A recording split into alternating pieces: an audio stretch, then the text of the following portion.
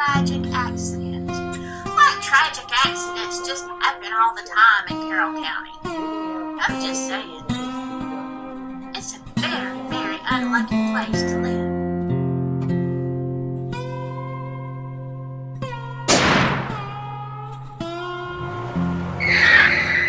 They dropped the charges because it was accidental. You don't accidentally run over somebody and back up and try to do it again.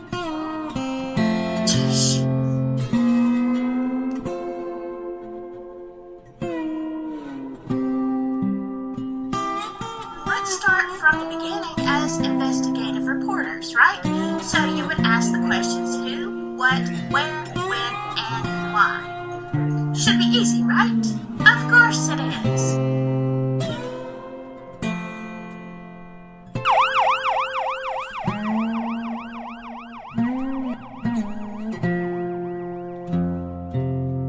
Yes, I know, you're innocent until proven guilty, but what good does that do you if you are not alive?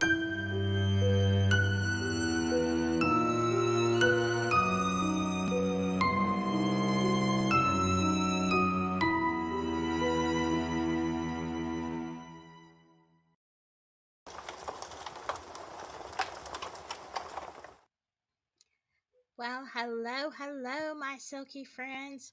I am super, super excited about tonight. And it's because I'm always super excited to see y'all. And I am so sorry to my members. I am sorry that I'm not doing a members only tonight. I might do one tomorrow. I'm not sure. I woke up Saturday morning with, I don't know if it was COVID, strep, like I'm treating both. Okay. It's crazy. And I just felt like I wasn't going to be able to do both for y'all today. So I'm snotty.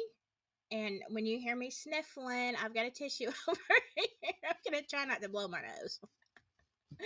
But, let me say hello to everybody. And then we'll tell you, by the way, members, I am going to make this up to you. I promise.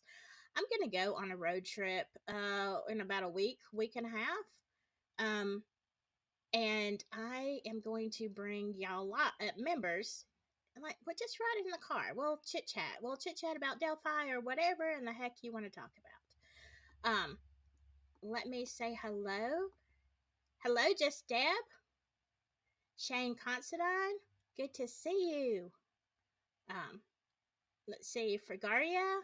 Good to see you too. Glad you are here. Let me keep. My computer is just not. Maybe it's just me. Caddy Crime Ghoul, good to see you. Let's see. I can't pull this down. Let me tell you something. First of all, if you're on here, I see that there are more people watching than are commenting. That is okay. It's quite all right. But please hit the like button, okay? I have a special guest coming up, and the reason that it's not on my thumbnail and I didn't announce it is because we kind of just pulled it together, okay? I've been wanting to do a live with her forever, and I will tell you more about that when she's ready to come on. Hello, Michelle. But yeah, I think I'm gonna, if you watched mine and CJ's show last week about Buford Pusser, I think I'm gonna be going to places in Tennessee. And then there's probably some other places I'm going to go. I'm going to do some haunted stuff for my other channel. If you like scary stories, check out my other channel, which is Avalon Cottage, where we're just spooky. We're spooky over there. I hope y'all are doing okay because, look, the comments on my last video, oh my God, there were so many. And, then in the live chat, I went back and I was reading all, because I try to keep up with y'all, but sometimes the conversation is going so fast and I don't highlight it because I'm like, I don't think I really understand what's going on here. So I went back and only got through half of the video, and I've screenshotted some things. You all have some great questions, and there's things that we need to talk about. There are other questions that y'all brought up, and so I'm gonna go ahead. Sorry, my cat in the background. I'm sorry. Shh, Sashi. Uh, I I don't know what to say. She's in the kitty way. Because yeah, a few years ago I got some cats spayed and neutered. And so, I thought, well, the cost of living has gone up a little bit. It's probably a little bit more. And I have more than her. She's actually the safe one. She doesn't leave this room. Um, but she, I called to make an appointment. The price has quadrupled. And I'm like, oh, geez. Okay. So, oh my gosh. I hope y'all, your three are knocked out right now. I wish she was. Shh, Sachi, be quiet, please. She doesn't care. She has no cares to give. But anyway, so we're gonna go on in this, and whenever our guest gets here, I will add her on there. So let me switch screens real quick. All right, I have got a lot of stuff. Let me make sure this is the right one. Yeah, I think that's right. Let me check. Make sure you're saying it. Yes. Okay. So we're gonna start going through these questions. Um, And please, and let me just tell you, the reason that I do these spicy tea videos and chats is because a lot of people are not comfortable saying what they know, spilling truth because they, maybe you're from the area. I'm sorry, Sachi, please. Hold on just a second. Let me get a little bit more stern with her.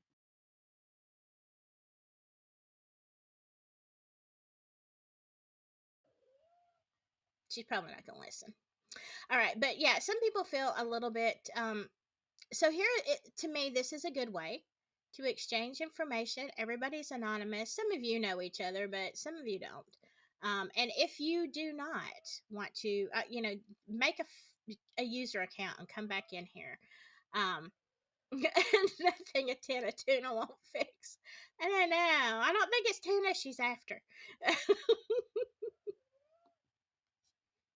Try a shelter. You know what? I did call a shelter. The shelter was more expensive. I have one more avenue. I don't even want to tell y'all how many cats. My son brought home a cat. A cat. I brought home his cat is a rescue. My cat is a rescue, but my cat doesn't leave the room. And my son has a herd now. And we love them all. It's just like you know, it starts with one. All right. And I know a lot of you are on the replay crew, and that's okay.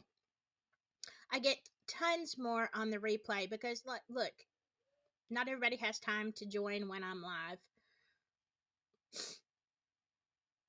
Oh, look at here. We've got Patrick Scalfgard. I use diaper because I pee in my bed when I sleep. Oh, wow. Well, that's unfortunate. I snore, but I do not pee in my bed. So there you go. Look, I want to tell y'all something. I like trolls. I like trolls. I just wish CJ was here because we love trolls together. Yeah, I'll prayers. Um, all right, but we are gonna get through this. All right. This comes from Ocean of Emerald. So this is talking about, remember where I had all the questions listed up, and now I have got your questions and your comments. Get everybody searching in one place while something else is happening elsewhere. That was a good point. I highlighted this because we've all talked about them stopping people. Hey CJ, I got some trolls in here. I got some trolls in here already. Not you, not CJ. CJ, if you want on panel, just let me know and I will give you a link. I don't know what you're doing tonight, but y'all, If you haven't watched, if you are not a member, you're not a subscribed to CJ's Crime Concepts, like I don't know, your life is empty. Okay, CJ's a great guy, and we love him over here at Silky Southern Tea. All right, so was this the reason though? Remember when Capitano pushed people back from the search that night because he said, "Oh, we've heard nothing to see here, boys. We've already, searched this area." That was the area that the girls were found, and I thought this was good. It's something that we've all been wondering. We've all been asking. Uh, okay, all right, CJ, that's okay. Well, just chill, hang out with us. I hope you do. Hope you get some rest, though. I really do. Uh, okay. But yeah, that's the thing. Were they doing something else? As a lot of us do believe, and I'll be. I've said it over and over. I don't believe the girls were there that night. I don't. I could be wrong. I'm a little bit better, CJ. Not. I'm still. Ugh, still got the yuck and the snots. That's always fun. Isn't that attractive? Uh, I'm just a magnet right now. But anyway, yeah, the thing of it is, I don't believe those girls were there. All right, I have serious questions about the whole timeline and whether but is actually a very good thought. You have everybody saying, look here," and actually something is happening somewhere else. So I thought, yeah, it is certainly possible, maybe even probable. All right, let me go. I'm not going to be able to see y'all for a second. Okay, this one comes from Carla Ann. I think Kelsey was on the bridge and they hollered up and asked about the shoe. My question is, according to the timeline, Derek was in his car at Mears Lot as Richard supposedly walked back. How does he not see him? Why is there no video of him at the Harvester store? Now, sort of, I can answer that. I mean, then obviously he took a different direction, if indeed he was even there. Okay, but you're right. We haven't heard much about what Derek got there about 3:15 p.m. and they're like Richard was leaving at 3:30. How did they not see each other? It's not a big area, y'all. Could he have gone a different way? Yes. Somebody's outside my door. Um, but anyway, I think that's why. But I have always wondered about what is on the video at the Who's Your Harvest store. We know they see this person leaving and but we don't have a time of arrival that we know of. Okay, because the PCA and the PCA and the Frank's motion, two different times. According to the PCA, Richard Allen is there between, what was it, 1:30 and 3:30. According to Richard Allen, in his statement, he was there from 12 to 1:30. Completely different. How convenient that is. Um, let's see. Hi, Digital. Me. Did Fig Solves write a book titled Tentacles before? I'm sorry, I can't even get through this. Did Fig Solves write a book titled Tentacles before Carter used tentacles to describe the Delphi case? I don't know. I don't know. I really don't know. But I want to tell you something. The tentacles. That's what makes this case so hard. It's like, you know what? There could be, I was just talking to somebody today about this. There are so many possibilities. It's kind of like Idaho. When you start looking at Idaho the same way, you're like, well, geez, let's just put all the names in a hat and throw it up in the air and see which one falls out, because that's about what you're doing with both of these cases. There's so much confusion that in the beginning, when you have the arrest, you think, oh, okay, they've got the perp. And now it's like, none of this makes sense. Okay, I'm waiting to see. I don't know what time she's going to be here, but let me keep going. Let me catch up with y'all. A car, okay, Shane says, a car similar. I've got something set wrong on my computer and I'm getting all these pop ups. Sorry. A car similar to his was seen passing the store at 11:27. Okay, but was it, Shane, was it going towards uh the trails, or was it going away from the trails? I've seen that.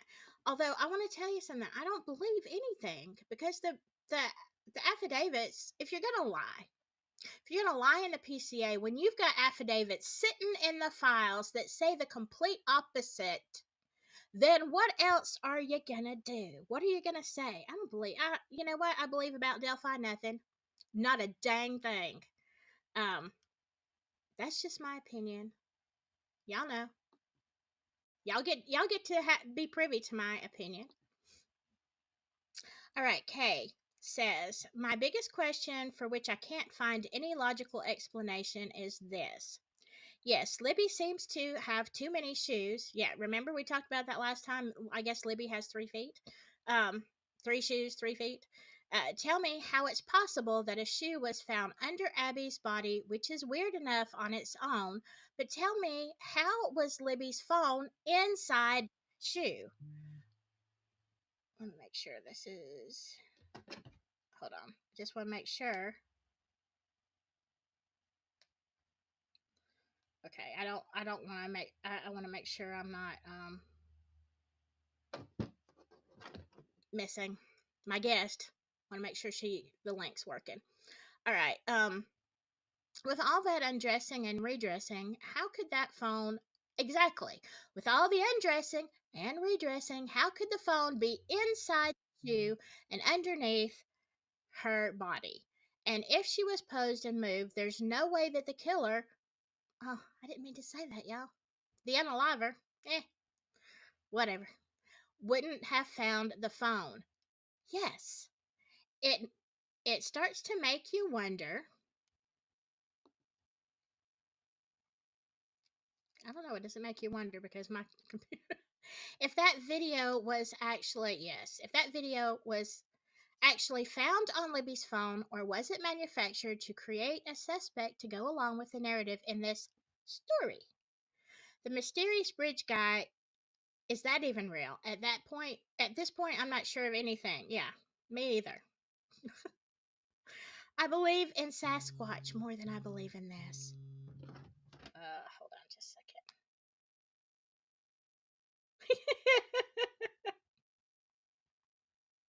Sorry, this is my guest.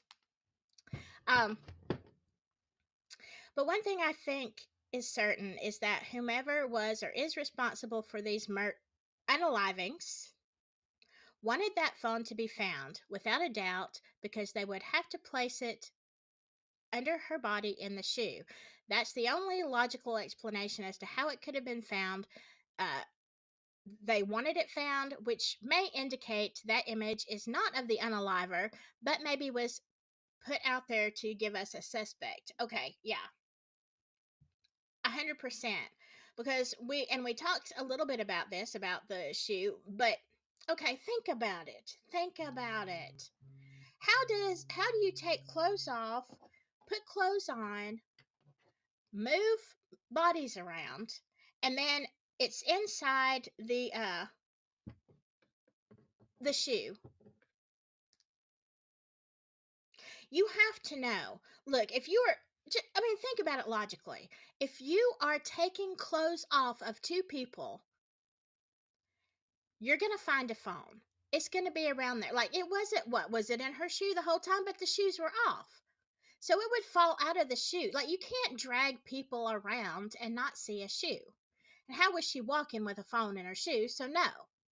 So now, the only reasonable thing is to think that the perpetrators wanted them to find the video.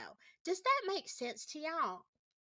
Find the clips. Find the, if they were even, look, I at this point I don't even know if they were on the phone. But hypothetically, let's say they were.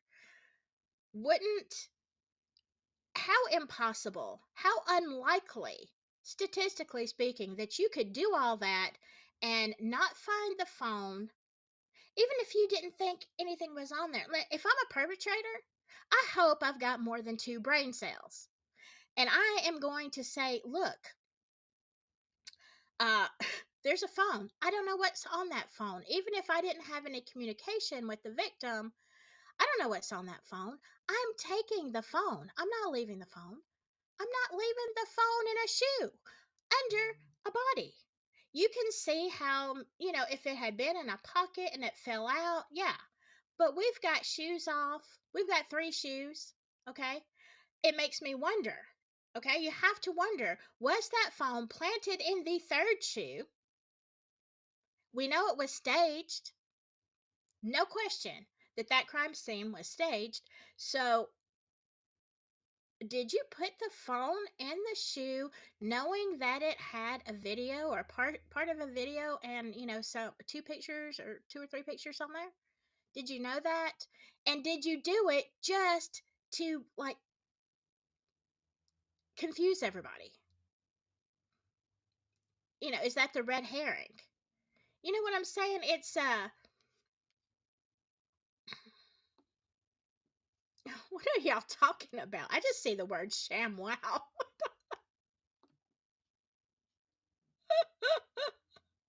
don't even know.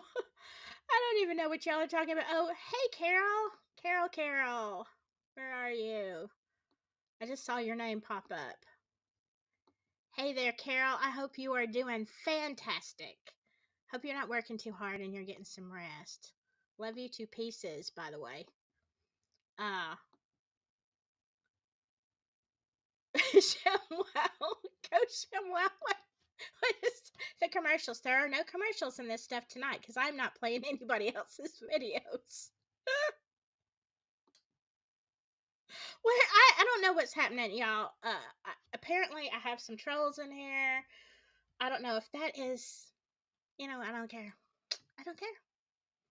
I don't know if it's that. If you missed it, CJ, you can go back and catch it. I didn't block it. Somebody said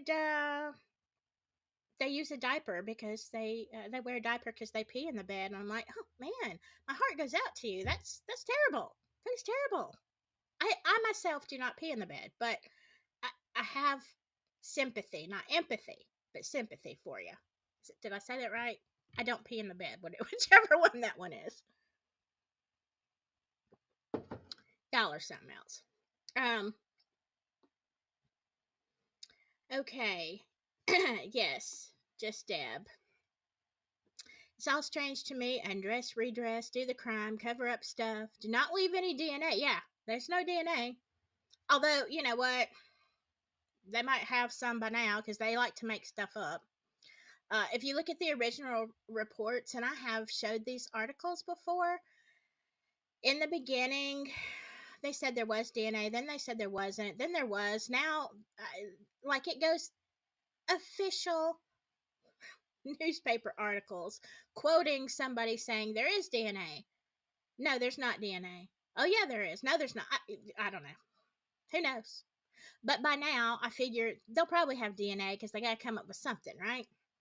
Because the rest of this whole case is a crapshoot. Let's see. In 104 minutes by yourself. Yeah, he had to have help. There is no way, and I've talked about this from a medical standpoint. If somebody unfortunately passes away in the hospital or long-term care or whatever, and you have got a 90-pound little woman, she's nothing but bones, you still, when they are dead weight, you can't move them around. Now these girls were bigger than that, and no one person, no. Now, you'd have to have a lot of adrenaline, and I guess it would be possible, but I don't see one victim, not two. That's my opinion, and I'm sticking to it. Sleuthing Squadron TV, hello. Sounds like a setup. Yeah, have no idea. The tomfoolery in this case. Let's see. Unless one of the girls put it in the shoes when he wasn't looking. I mean, I guess it would be possible, but the shoe was off the foot and it was a third shoe when there was only 2 feet, as far as we know. She wasn't an alien. So, you know, and then it was under the body of the opposite, the other victim, not even under her body. It was under her friend's body. It's ridiculous. You have to wonder, was it set up? Was it set up for that? I have to say, hey Lambert, I don't know where you came in at, but I am so glad to see you. So I'm gonna highlight Debs, but hi Lambert. Uh, is that what it means? If I say the K word, only ShamWow commercials will play on my videos. Hey, love me a good ShamWow. I don't know what they advertise. I don't pay attention. When I do watch something of mine back, it's usually because I'm looking at a certain part. I'm like, oh, let me go back to this part. And I'm in a hurry. I'm not really paying attention. I don't clip, I don't make shorts out of most of mine. And so I don't pay attention to what they're advertising. But, hey, love me a ShamWow. Uh, let's see here.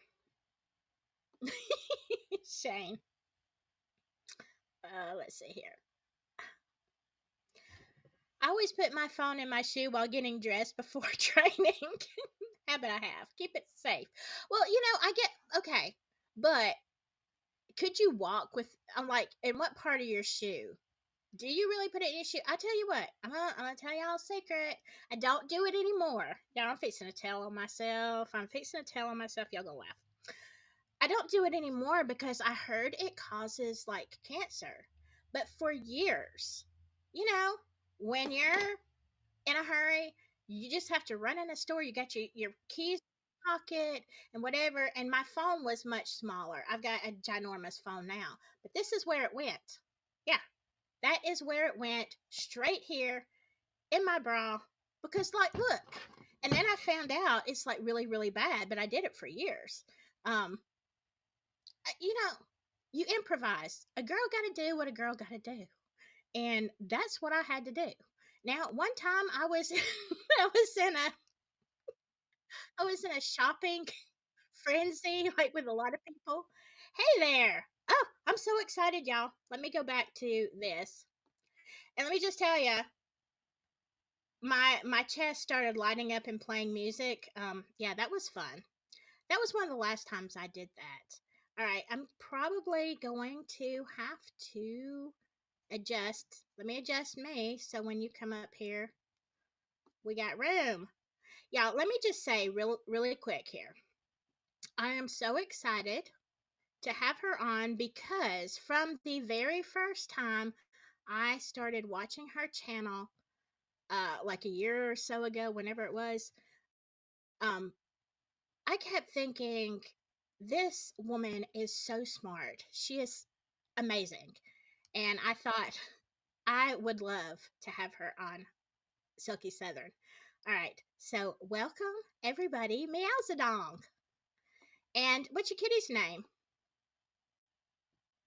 Can you hear me? Oh wait. Muted? Am I muted? Yeah, you're not now. Oh, You're not sorry. now. Hi. Sorry, my cat, Hi, he like meow. wants to join. I'm So trying to I'm trying to get you because we planned this at the last minute. Like I don't have it set up. So, yeah, tell me what I missed. I'm so sorry. I'm a little late. right now, the last thing you missed was me talking about putting a phone in my bra for years and realizing that's not a good thing to do. Uh, Oh, yeah. I know that I just wanted to say thank you so much for having me on and for you were so kind. Uh you have been I'm so glad that I caught your live, one of your lives, and yeah, I love everything that you're doing. So Oh, thank you. I have been a fan of yours for so long, and I know you mostly. Let me get this adjusted a little bit. I know you mostly do Flora. And I couldn't do Flora because I would get so angry. I could only do a few of them, and I Yeah. would just lose my cookies. Um, Yeah. but yeah, you're an amazing sleuther, an amazing person, and I really just wanted to, because I've got to know you through many conversations and phone calls and Yeah. kind of stuff. It's not just whatever. It's not just online. Okay, not many people have my number, my phone number. Meow has my phone number, and so I just wanted to publicly say that I am proud to be your friend. Absolutely, 100% stand behind you, and think you're Oh, thank amazing. you. So Yeah, so I'm like a obviously I'm very shy about these things. I'm like not I but one of the things about Flora is that it makes you so mad. And so when it comes to I like standing up like for Flora when I recognize kind of what the situation like what was kind of happening in this area was like of utmost importance, I think. But Delphi, I also feel like the opposite, same but opposite with Delphi. Like Delphi is something that's just like so confusing to me. It's always jumping around, and I feel like I've been on the periphery, kind of walk like looking in as this whole thing unfolds, and so. Um, it's definitely been like a Pandora's box like I wish I never opened in yeah, a I'm sure. that's yeah. Yeah, But and I mean, I know, and let me just say, we're not talking about anything but the crimes tonight, and when and if Meow wants to say something about anything else that's been going on in the last 6 months, she has, and I've already told her she has an open slot here, and we will talk about it. But I certainly don't want to talk about anything except, you know, yeah, everything else. I'm for those who are wondering, I the foundation is fine. Right now, I just and the only thing that for donations is going to you can donate to Galen's Cash App right on there, and then you should have all the resources on Flora on the webpage. So I just wanted to keep that, as well as some resources will be going up about fire safety and some statistics on that you can find, some really great resources, local contacts, and ways that like you can protect your own family, ways that you can help support the victims and those things are obviously no pressure on that or anything. I just wanted to say thank you guys for being. Oh yeah. I it's been a few it's been it's been a rough few months. So I know it has, and look, I like to bring the tea. I'm not into drama. I never have been. But look, I'll just say this: the things that you have been through and are still going through. Like I know we were talking about some of that yeah, yesterday. I don't even really understand a lot that goes on around the Delphi case, and I understand that there's a lot of very strong feelings and sentiments over it, but I don't I do believe that the key to Delphi, I've always said I believe the key to Delphi, um, or Flora gives a good perspective on Delphi Hmm. that I think is very needed, and has been neglected. So, and Yeah. I feel like that people are starting to understand that, discover that on their own, um, Hmm. and yeah, I appreciate everyone who's been along for that and open their hearts up to the Flora girls. Yeah. Well, that's something. There's certainly a lot of stuff that I want to get into, and we've talked about doing like a show or more than one just on the Indiana fires that make no sense. But Lots of fires. Great way to cover up a crime scene too. Gets rid mhm, of evidence real fast. exactly. And then it gets doused in water. So there is a little bit more method to that madness. That is dissecting it is just has it's just it's interesting. There's a lot of things that I at first I came into it and I called the fire marshal. I've told people about this on my channel. And I was like, you guys have like a very statistically abnormal significance of fires, like especially like they're like FEMA does a breakdown every year, and the ATF does a breakdown every year of like the incidents of fires, and it's just this region, specifically Indiana, Illinois, like this little just is like 3 times higher than everywhere else. And so Yeah, it's interesting, but it's also devastating when you're looking at the number of child fatalities. Um, there's right. like and breaking that down has just been they're putting in so many public health like awareness. DHS is trying to really push for more fire safety, more fire alarms and compliance and code of compliance and all those things, and get the best fire investigators. And but instead the rate of fatalities is just going up. So that means that despite all of these protective um, implementations, and all of these efforts, it's just not been successful. So we have to explore further to understand it. Yeah. I mean, you're right. And it seems, to me really beyond bizarre, because when people started looking at stuff and bringing Flora and other ones to public awareness and saying, hey, this isn't normal, it's like it hasn't been getting any better. I mean, there's a certain page, and I'm just gonna On the Department of Homeland Security, yeah, there's a number, and if you go to the website or if you go to Department of Homeland Security, they track all residential house fires, mhm. and they look at whether they are determined as accidental, natural causes, or arson, and the vast majority of them are undetermined, can't be determined. Right, right. And it's like, you know what? Now people are looking. So why is it getting worse? I mean, first of all, if I was involved in that kind of, you know, shenanigans as arson, and all of a sudden there's all of this, public awareness, like, wouldn't you pull back on some of that? Uh, but no, not Indiana. They're like, let's set another blaze, boys. Um, I watch a page on Facebook, um, from a different account that is on Carroll County, and it's kind of like the 911. Um, and it just comes up, and it's like, there It's was a the wreck Carroll County here. Dispatch. Yeah, I think it is something like that. But I can't remember. Maybe it's the scanner. Maybe it's Carroll Oh, County scanner, Scanner. yeah. I think Okay. I've done mine. Yeah. So I mean, I'm not on Facebook that much. I really don't do social media except for YouTube that much.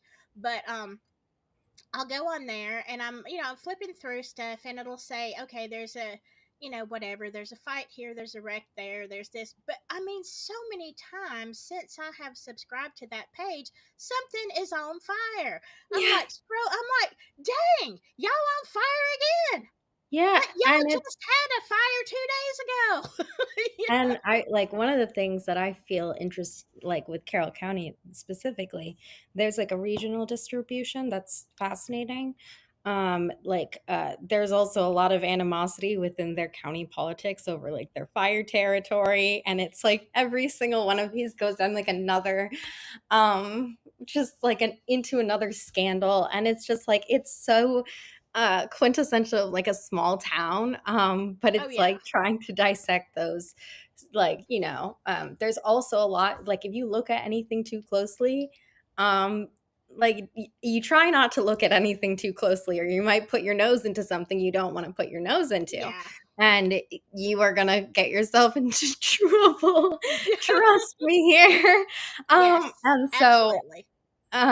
yeah, and so when you're dipping your toes into trying to understand, there are other things that are happening, like there's insurance fraud. Yeah, that's a huge problem there.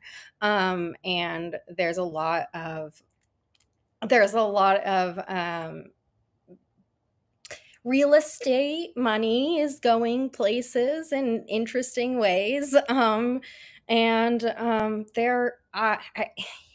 following the money always brings you to fires. Seems like Yeah, sometimes it's hard to absolutely. explain that, but No, it either brings you to fires or somebody that may have had a lot of information on something. like You know? devastating house fires, like among, for example, Stephanie Thompson. She was like one of the main sergeants on the Delphi and Flora cases, and that there's nothing about that fire that seemed natural.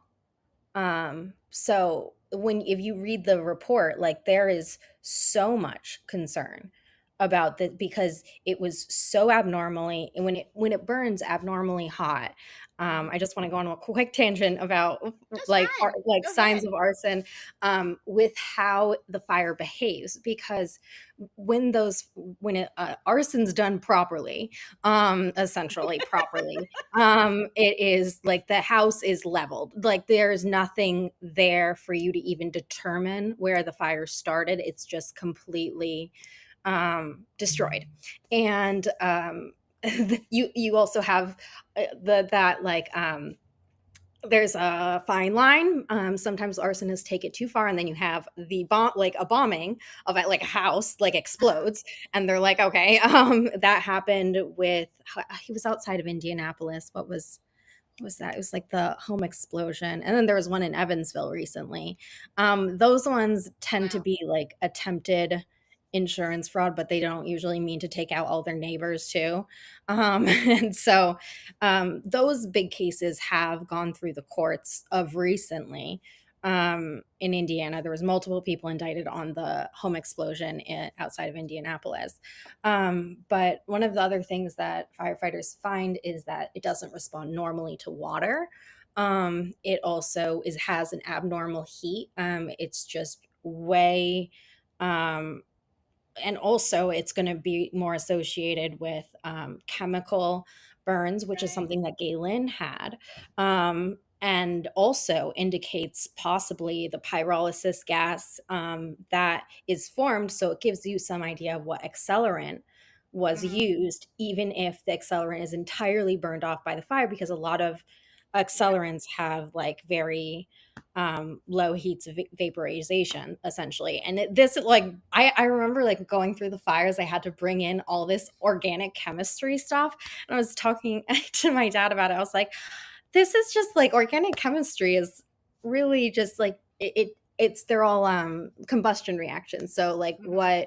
what amount of heat is produced from this amount of gasoline, this much oxygen. And all of these things are limited within the reaction. So if there Right. is with the house fire in Flora, there was a depletion of oxygen within the home, and that also Mhm. limits the fire's ability to burn. So you just see that black smoke Yeah. things, and that's usually yeah. And so the like oxygen levels go down because the fire feeds off oxygen. So it's just I think I just think that there's a lot of sense in why they're investing in their training for fire investigators. They really need fire investigators. So if you live in Indiana and you think you might be good at it, like try it out maybe. They really need people um to help with that, because I think that they're very overworked and I think they Yeah. really need it. And it's interesting sometimes, like it's interesting to do that investigative side, and I feel like it's um, very needed. Sorry, Yeah. that's my tangent. No. No, no, that's fine. Actually, let me and I've got this highlighted from Hiawatha. Hi, by the way, hey there. Hey, hi. Does that make sense? Um, Yeah, she's talking about Allie, unsolved crimes uncovered. Actually, Yeah, Allie and I are emailing back and forth. We are trying for y'all. We are trying to find a time. Our schedules are both brutal that we can, and I'm hoping within the next couple of weeks we can get together. Um, but I love yeah, Allie. She is so okay. Allie is very smart. yes, And she is. she She's was a one of the doll. first people like I discovered on this platform. I came from like kind of like Reddit, I guess. I just like I was just it wasn't like a serious endeavor. But this whole thing, but I was just concerned about this like the significance of the house fires and also the number of women that were select like Right. women and women in their households with children, no male in the house often. That was Exactly. weird. That started to seem like a victimology, and I was like, oh no. Oh no. And Yes. she had found more fires that I wasn't even aware of that I've definitely looked more closely at, and I'm like, oh no, oh no. um but Yeah. I mean, and then you get into, but because it's not just, and here's the thing, it's horrible if it's femicide no matter what.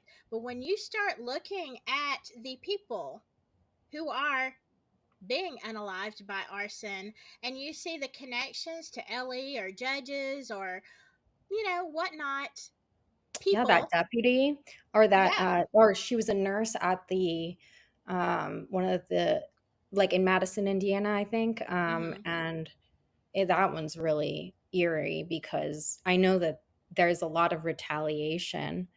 Really? Um, I don't think I know about that one.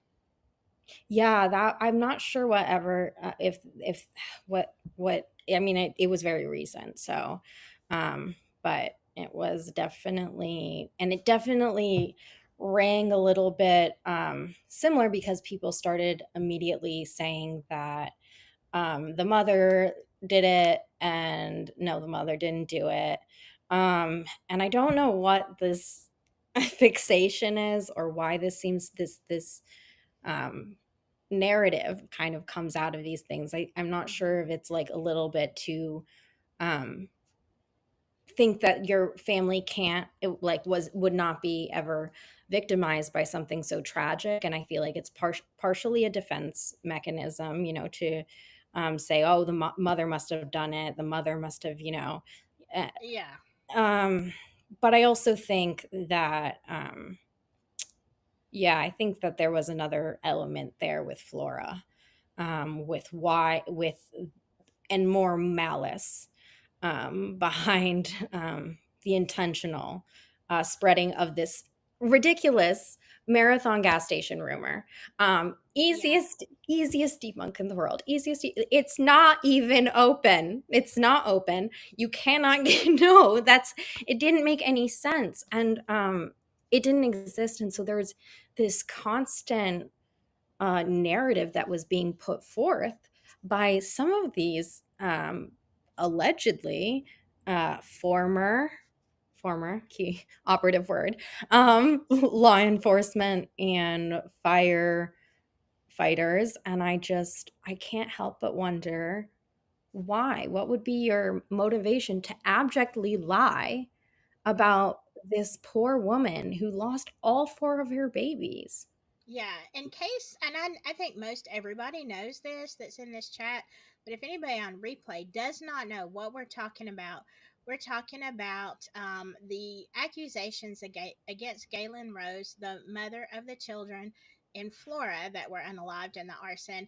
They were saying, the rumor was that she went to the Marathon gas station, what, in the middle of the night, meow, and Yeah, got that it gas was and, that she would got a yeah, she was yeah, filling up a gas can, like, at 2 a.m. at the marathon, and I was like, yeah, it's funny because that evidence doesn't exist, and so but this super detailed narrative was so pervasive there, and everyone had heard it, and they're like, "Well, I heard it from one of the first responders," and I was like, "Interesting.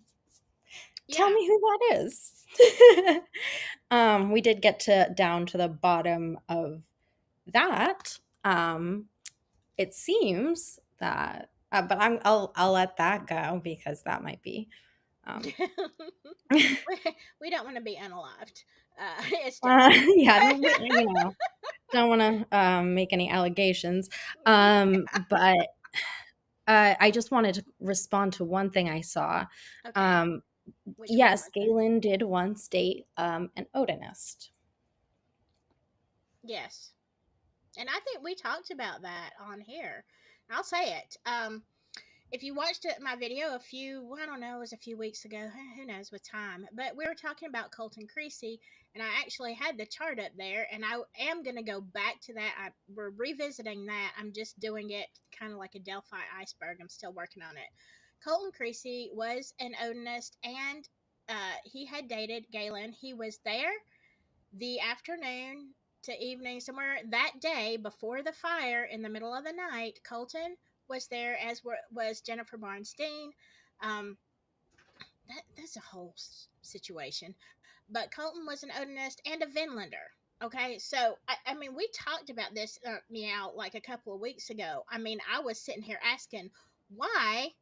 Okay, Colton, and I'm not racist at all.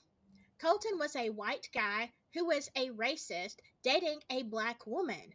Like, this does not make any sense to me. Yeah, I mean, That allegedly, has a little allegedly some allegedly, Nazi tattoos.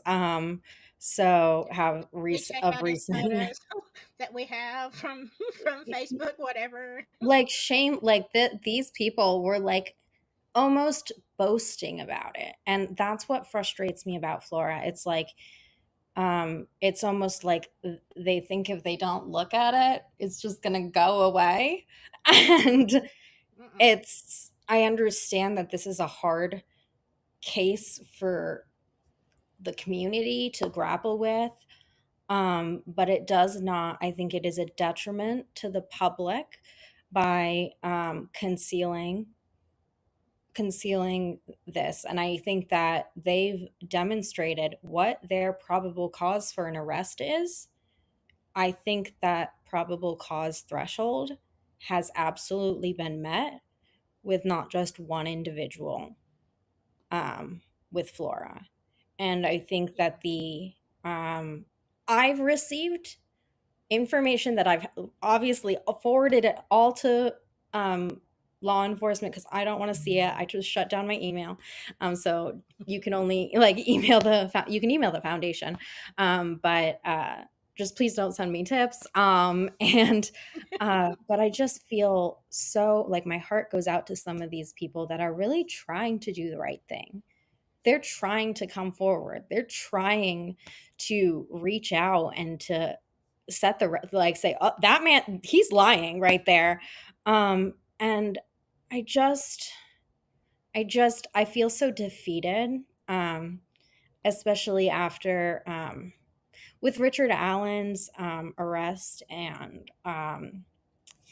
with the Flora was mentioned, and it also was very quickly just not like completely glossed over Mm-hmm. there, because I do feel that that a lot of people have expressed concerns, um, and I've expressed concerns, and the judge. Okay, yes, Stephanie Thompson. Thank you for bringing this up.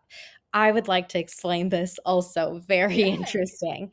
Yes. Stephanie Thompson is married to Benjamin Diener, the one that's afraid about. Yeah, he's very distressed, and I don't want to provoke any more distress on him. But he was they like Abigail, um, Abigail Huffer, who's married to Benjamin Diener.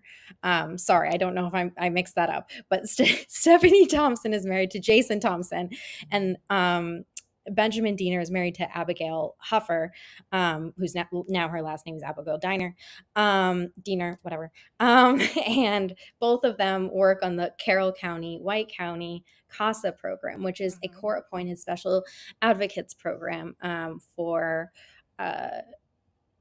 for kids who are dealing with very complex situations, with parents going to jail, entering the foster system, and they also need their advocates to determine if, if uh, to have their voices heard, if they're being abused in their household or something like that.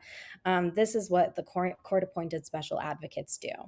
And they were the main foster they were mostly involved with the foster system, and Mm-hmm. advocating for those kids, and it's an absolutely needed nonprofit sort of thing that also pairs with actual formal like foster system in Indiana.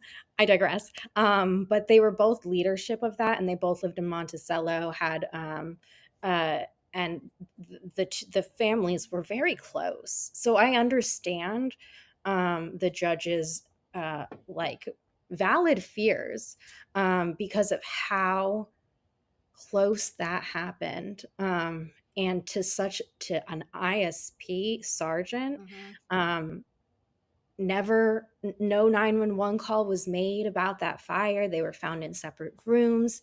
It's just a very sad situation, and I know that the ATF investigated it. Were immediately involved. They immediately contacted the ATF, and but I remember looking at that fire and I was not hopeful. They ultimately did, like a year later, determine, I think in 2023, determine that uh, like they were never able to. They were like, we don't know. It was just too destroyed. But looking at that report, it immediately sets off red flags, because you've got one in a bathroom in a bathtub. Um, Mm-hmm. I just and like one found in a crawl space. It was just odd. I'm sure all those rooms had a window. It just makes me upset to think about. But the one thing that, I mean, most of these people know, but everybody may not realize, is that Stephanie Thompson was worked for the ISP, and um, she had recently done some polygraphs on some people regarding the Flora fires. So, and I've heard it. I don't know if it was on ISP Roadshow, one of these places.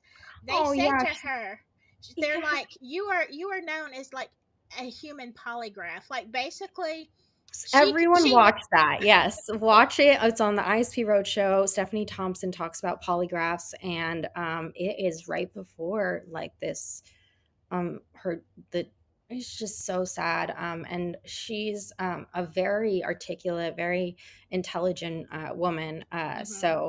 And she's a sergeant, and she's one of very few polygraphers within the Right. ISP, with So her levels. strangely enough, though, meow, after she polygraphs people, because we know all this stuff about Flora was sus, strangely enough, she gets unalived after that. So nobody really knows. And like I said, they said she was a human polygraph. So I feel like they knew at the end of that polygraph, no matter what it said on the paper, she knew. Oh, She really? knew. Yeah, that she knew whether they were lying before she, had the test results read. uh That's interesting. and I would so like to mention that for the Flora, for the like the listed polygraphs that were conducted for Flora, they all seem to stop like very suddenly in 2019, 2020. And it was weird. At least the ones that were listed under the civil case. I don't know if it's like a complete list, but those were the ones that we got, which were three, and then they removed it from the case files anyways. So, but we got that, and that was that was the first time we got confirmation that Stephanie Thompson was working on this case, because they had only announced that Rector, the ISP Detective Rector, and ISP Detective Russell were working on that case under the supervision of Sergeant Buckley. Rector is also one of the Delphi investigators, which is obvious now, makes sense because I've never heard from him Yeah. ever. Wow. Ever. Wow. But I've heard from the others. um, Obviously not Stephanie. But Stephanie Thompson, she conducted a number of them, most of them, the polygraphs at that time for the Flora investigation. And a number of those investigations were conducted. There was, I think, at least 2 that were conducted on February 14th of 2018, and February 13th of 2018, which is just interesting, the timing. And I always thought Yes. that was like, huh, Yeah. because anyways. Strangely enough, and so Hiawatha has. Did you answer or did you? Oh, I sorry, I might not okay. have. Um, Meow, you know the motive for the lying about. Yeah, I mean, that was the thing that I feel like. So I talked with like a few people with the media who also recognize that everyone seems to think that this is true, and like obvious it's just not. And they had like articulated like this, you know what that makes me think of? Like they wanted like the attention on someone else, but like it was so pervasive and just so abjectly untrue. It was remarkable for anyone that has some sort of knowledge of the place. um Yeah. Monticello was definitely suspicious, and I think that also the Logansport fire um is very suspicious. Which one was that? The Logansport. It's in November 28th, 2018, I want to say.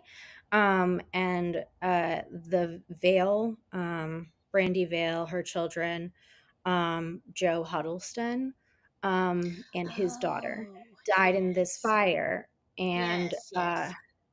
yeah, the weird thing was that the father of the 4 girls, when they went to notify him, and this is on like the Associated Press and all of that, when Yes. they went to notify them, um, he was dead. Yeah. um, and then they That's not just did not bizarre. like elaborate. Yeah. So there was like no like there was no follow up on that. They just said, we don't think it is suicide. We don't think is homicide.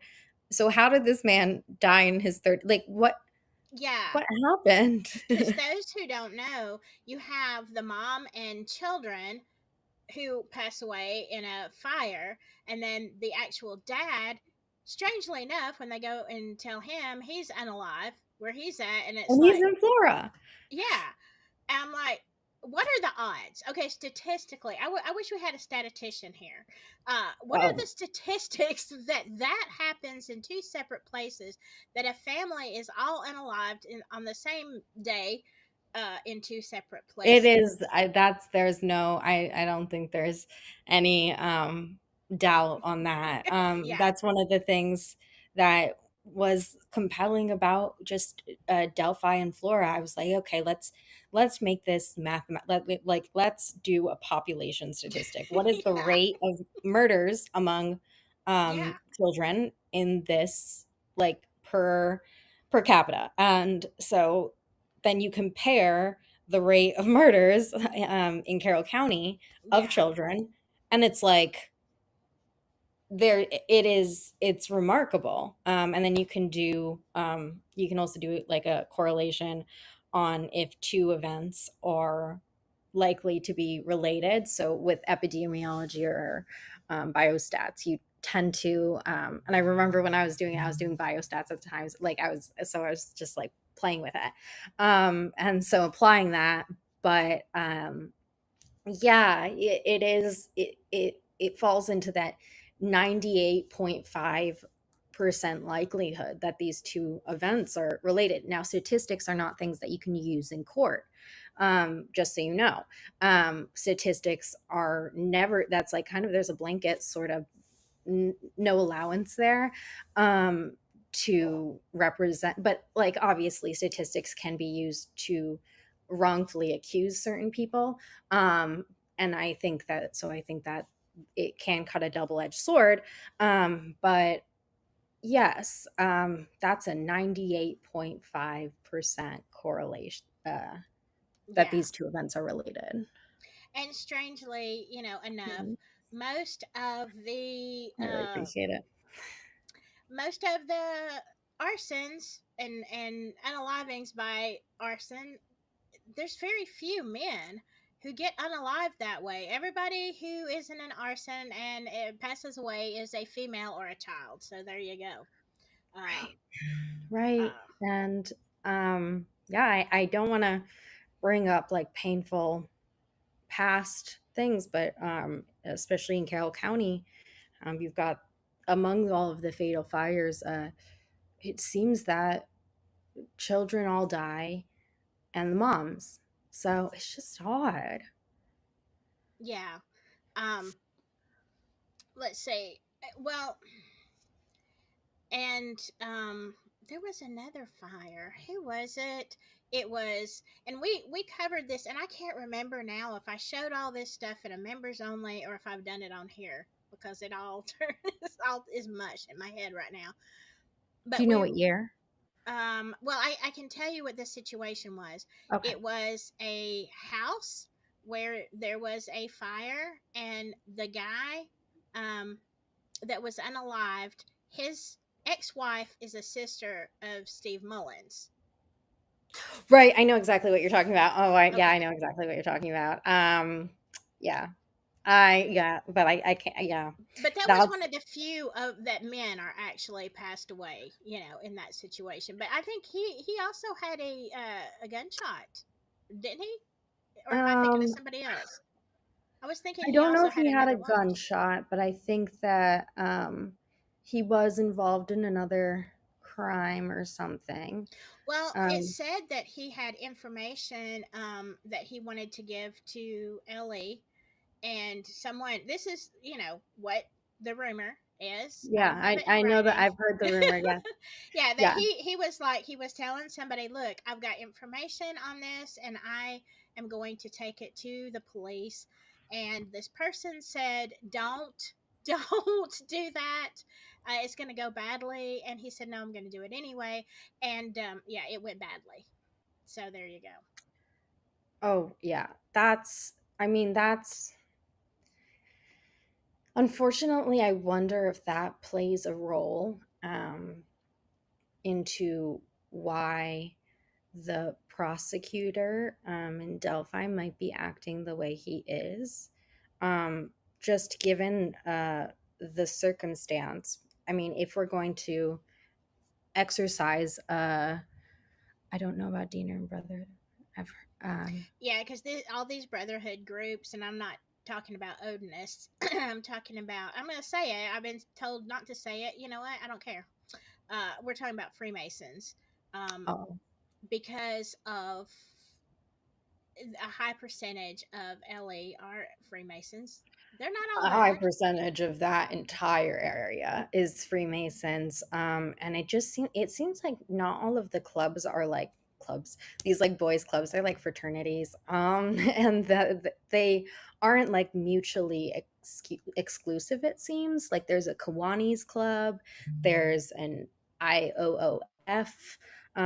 There's like a number of these. There's different sororities, like that are women's only. It's just a very, it seems like it's Greek life, honestly, because they're using, Greek lettering. No idea, no clue. I've never been able to wrap my head around with what exactly the Freemasons are. Are they all the same? Are they different? I know that, Yeah. um they are, yes, law enforcement really does love them. And I just don't, I don't fully, like, if anyone can explain it to me, Um, I'm not really a good I'm not a conspiracy theorist. So that's why I find it hard to, you Yeah. know, find I, accurate and I don't know. I used to not be, and then I would go into things thinking, this is nothing, but then you start studying it, and you're like, oh crap, it is something. Hello, I don't know if you're still in here. I'm behind on chat. Hello, Cop Facts. Uh, he says a polygraph operator knows if truth is being told. Yes, um, and I saw what you said, Carol. I highlighted it for just a second, but so Stephanie also said on the road show that when she gives the polygraph, the suspect is close to being arrested.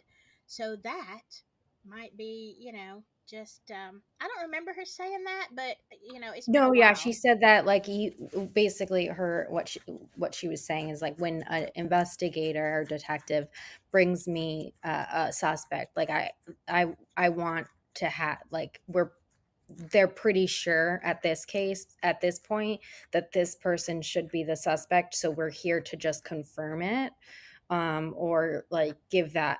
So she how she said is like that they do it sparingly, but another thing that they do have to do though is they have to administer polygraphs to anyone who's trying to join the police academy, and they vet for extremist views at that point, and she's the main person who's conducting a lot of those polygraphs, for those new recruits. And unfortunately, Indiana has a Nazi problem. I don't think that I Yeah, think that that's pretty obvious. Maybe it's a crass way of saying it, but I mean, you it guys, is. it's not It is. subtle.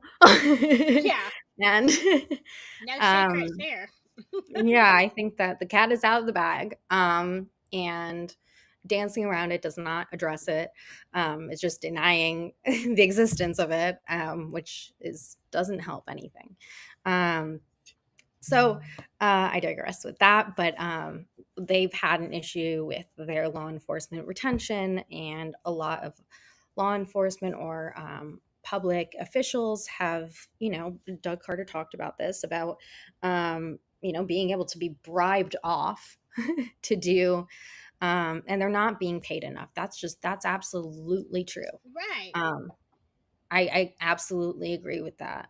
And that's the thing in a lot of places. And I live in a rural area, not anywhere as small as Delphi or Carroll County. And I mean, we're way bigger than that. But and I've been here for a while, and I know that that is very much a thing. Even and I've said it before. When you hear me talk about all this corruption, you think I'm anti-LE, and I am not. I work with the police, work in corrections. I love my coworkers. I do, and they are not paid nearly enough. And I'm like, how do we ask people to go out there and put their life on the line every single day, even in a anything can go wrong at any time. So then, you living in a small area, you're trying to make a living. Is it you're constantly in contact with criminals? Meow. I mean, you like the opportunity to do something wrong is like shoved in your face every single day. And I Yes, mean, and I like imagine like those drug busts. They get right. and they also collect a lot of money usually in those Mm-hmm. houses. Do you think that the police are putting all that money? Like, do you think that they're just putting that in their own pocket? Probably. Yeah. Um, I mean, I they're don't know what they make, but let's say they make $15 an hour. So you're going to ask somebody to go out there, risk their life and everything, and arrest these people who are very violent, and they've got $3,000 or more, 10,000 sitting there, and you're like, I don't get paid enough for what I'm doing. Like, yeah. how tempting is it? I mean, It's to have a side business. it's a universal like phenomenon. Like law enforcement is only as powerful as the revenue coming in. There has to be more of an incentive to be um proper, or uh maintain your integrity, but everyone has a number. Like almost everyone has a number. I would say Yes. like to be, some depending on how desperate you are, that number can change. That number could be just $100 here, or, it's just uh Right. these things happen, and like it's not to Hmm. like shame anyone or anything, No. um but it's No, just shame on something. the state for not paying people enough, you know? Yeah. That's the shame. The And government, you like know. withholding that um from the public is just not going to, it's not productive, to conceal it. And yeah, I didn't. hmm. I know that they donate a lot, and I always get like suspicious about like, where's that? I want to know like where's, I want to see that. I just want to see where that money's coming from. Yeah. Um, okay. All eyes on Delphi. My mom was a CASA executive director. The relationships between officials get close. We had to go out of our way to set boundaries beyond standard That's minimums. very interesting. I would love to hear more about that, but I don't know if I want to be putting my nose in something that it's not none of my business, none of my business. Yeah. But some people have suggested, and I don't know whether this is true or not, but anytime you have someone who is in a situation where there might be substance abuse and or custody problems or uh, whatever, you often get to be in CASA. You have an advocate, which I love the CASA program. We've got we've got one here, but someone was wondering if either Abby or Libby were ever involved in the court system, you know, in CASA, because just you know, and I Because was that would like, be confidential, given their age, right. also. Um, yeah, and I think that's also a very important thing about what the CPS provides, and what Hmm.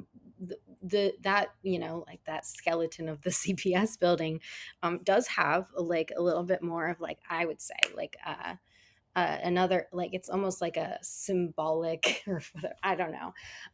It kind of represents, the CPS basically was disbanded, and CASA is the only program that there's a lot of nonprofits that have erupted in its place around it, and not all of them have been super cohesive.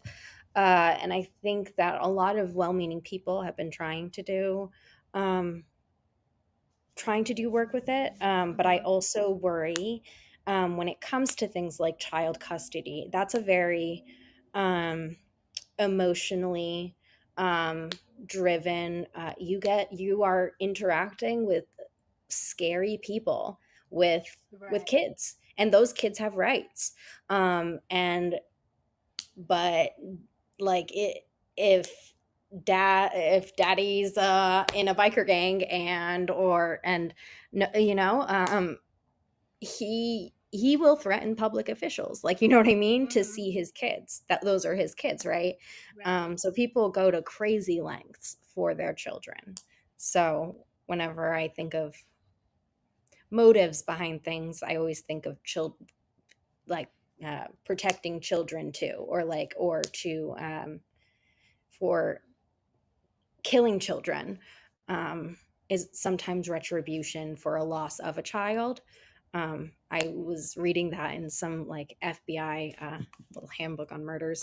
Um, I know, and it's like bedtime reading material, right? I know, like, I've got stuff like that. there's so much there's so much analysis that goes into homicides throughout, and I think it's just really interesting to look at, I guess.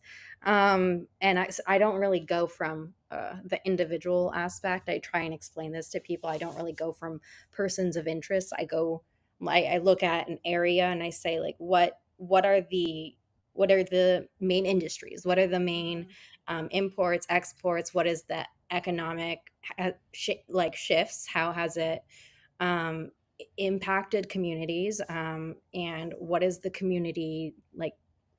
A lot in Indiana, there's a lot of religious minorities, Yeah. and I think that is another whole bag of worms. But yeah, there is a lot of things that precipitate these factors that allow for gangs, and the development of um, certain more perverse Yes. I'm kind of tracking. I've been criminal tracking some enterprise. of this stuff. Now, this meow is the Rainbow Girls are Job's daughters. That it all has to do with Freemasonry, Eastern Star, that kind of thing. Okay. And the reason I highlighted that is because, and you're right, Carol, most likely they were. And the reason I say that is because while I was digging around in one of my last videos talking about Mike Patty's father, Gnarl Patty, um, he was a Freemason. So, I mean, if he was a Freemason, there's a good chance that Mike might be. Don't know that he is. If anybody knows, let me know. But that would certainly explain why there were burials in cemeteries that are set apart, like the Oddfellows. And Oddfellows are not Masons, but they're very similar. And so, I yeah. don't think that those are mutually exclusive, because when I was looking through like the old newspapers of some of these people that were buried there, um, I'm such a weirdo. I'm so sorry. So I've like gone through their old Yay. newspapers to like find these people and like what people said about them. And yeah, like it seems like there were a number of groups that people have listed Hmm. that they were involved in, and there's a number of secret societies, and it was kind of like Right. Delphi itself was like a very hyper political, um I don't know how to explain it, but they called it like the Delphic platform. The Mm. oracle is kind of like the Right.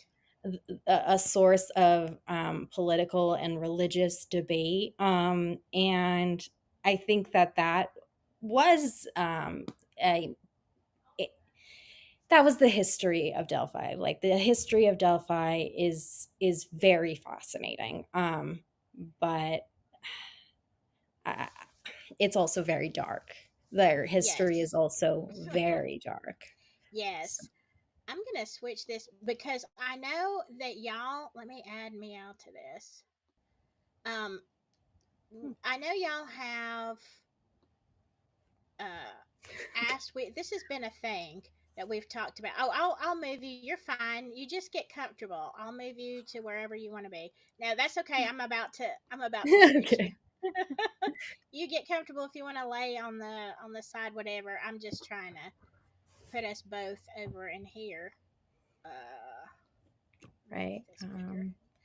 Okay, because we were talking about, this is the last thing that we were talking about. I'm gonna have to change this, and I can't see your comments right now, but there is one of these um,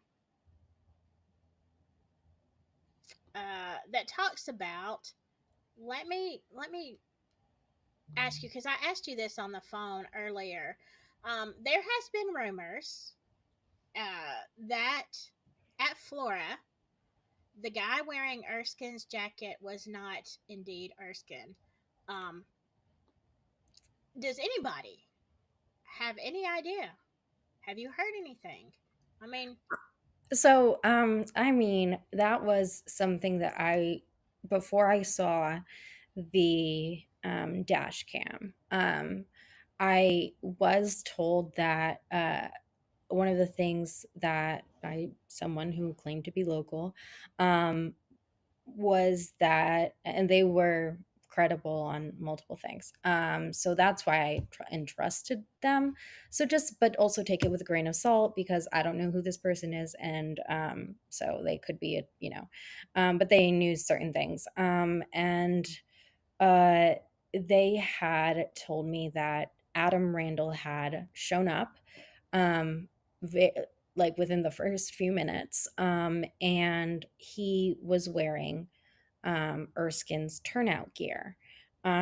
So I'm not sure if that's Erskine there, but I know he's not. Erskine is not listed among one of the firefighters at the scene. in Flora. So we have the list of all the first responders, and Adam Randall's listed, but not Erskine. And we also were able to confirm that Adam Randall was among the first firefighters at the scene. And he was the fire chief formerly. He did step down in 2017. And a number of those first responders also claim to have, as well as Erskine, who said that he was a first responder there, despite not being listed. So I mean, he's been saying that on Facebook. That's just out of his mouth. And so he also says that he was one of the first he, among his other firefighter buddies, were among the first responders at the Delphi crime scene. Didn't he say that on social media? Somebody was saying that Yes, he said, I'll Erskine read said it. he was at both. Okay. I can find it. One second. Um, I just realized I don't have, I mean, I think everybody knows who we are, but you never know who's going to be looking at this some other time and say, who are these people? I'm trying to put our names up there. There we go. Um, Now here is something I highlighted this because I don't know if what Stephanie said in the interview is accurate, and I'm not sure. Okay, I'm lost a little bit there. How can Nick claim that deleting the interviews with Holder and the other guy is no big deal? That would be a lie since they took lie detector tests. I mean, what, like, I don't understand. Do you understand? Am I just dumb? Um, yeah, so that was another thing I had thought about. I was like, when it comes to these lost interviews, if they were Mm-hmm. conducted by the ISP, there should be a record, and that should be because there's a number next to every ISP interview that is conducted for whatever investigation, and they have a really high tech setup at in Lafayette for lie detectors. So I struggle to understand how that could go completely missing. That's like Well, the Marathon gas station video did, so there you go. well, I mean, yeah, okay. Yeah. And so like I just feel like but I also felt like that rumor was so pervasive and so um malignant that I do appreciate Doug Carter. I can have my issues with him also and how he handles his department. Maybe have my critiques, but I guess I'm not in his position or anything. But he did exonerate Galen, and I did appreciate him doing that because I know that there was a lot of vitriol like towards her, and Right. she was not a suspect at all. Um, Do who's the you guy? know the answer to this? So I thought that was Erskine, but I don't know. I don't know what Erskine looks like. I literally wouldn't be able to pick. I have no idea. And I just pulled up his message where not message, but it was on an exchange on Facebook. I just lost it. Where he is talking about uh he's talking about the Richard Allen case, but he said to someone, "You have okay." So Becca, okay, sorry, Becca. She's responding to this guy, and then David Erskine comes in and he says, "You're right. I was at both crime scenes. I'm a firefighter, first responder. That's kind of what I do. The same guys that were at the house fire with me were also there February 14th, standing behind me over a tragedy. It's kind of what we do." Yes, I have been questioned multiple hours of interrogation, polygraph tests, and DNA swab, along with my brother-in-law and 35 other males that were in the search and rescue squad. There have been thousands of people questioned. And that was, I guess, the date is July 2020 Okay. of that. Wow. Well, I mean, there's so many people I'll who send this to you if you don't have it. I don't have it. Yeah, please do send it to me. Um, Just screenshot it. Digital brought up a good question. I've got this up here on the thing. Wonder what witness who reportedly saw the two girls alleged to be Abby and Libby said they were wearing. Yeah, because we talked about this. I don't know if you were in the live when we were talking about it last week, but we were talking about how they've changed the clothes. Libby has gone from wearing a tie-dyed shirt and gray sweatpants to a It black hoodie, really blue jeans. Like, it's like, you know what? Let's just, once upon a time, let's write a fairy tale. There were two girls who lived in Delphi. 'Cause let's just write the whole new narrative. I almost want to draw it out for people. Okay, so like we know from, just to break this down, about what we were talking about with the clothes, the Hmm. changing of the clothes. So we know that Abby, what this is why this case, I hate it. We know Abby was, according to that photo on the bridge that was taken apparently by Libby and posted to Snapchat. Abby is wearing the gray zip up sweatshirt, and when she's found, she's wearing Libby's Delphi swimming hoodie, Right. and wearing two bras. Okay, and and Libby's jeans. Um, and so this person took all of that off of her. But also, Libby wasn't killed. It seems like they had said that and I'm sorry if this is graphic, is just what was detailed in the Frank's memorandum. And I think it's important to like just establish the details of this timeline and how what the defense was able to find that corroborates that that was taken off of Libby was that the pooling matched that of what was Libby's injuries, and so that's why they had surmised that it was taken off of her, and then Abby was redressed with that. So it's just that's a I mean it's just such an unnecessary step for a killer to make. It obviously doesn't provide any practical Yeah. utility.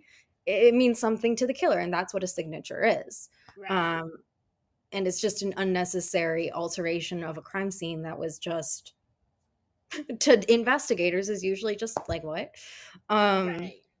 and it demonstrates something about their psychology, something about their maybe their values, or maybe how they view the victims, and they're communicating that in this display. And this is one thing that I would set aside from staging. I think that it seemed like this man was displaying something. It's like I hate to use it's almost like they're uh,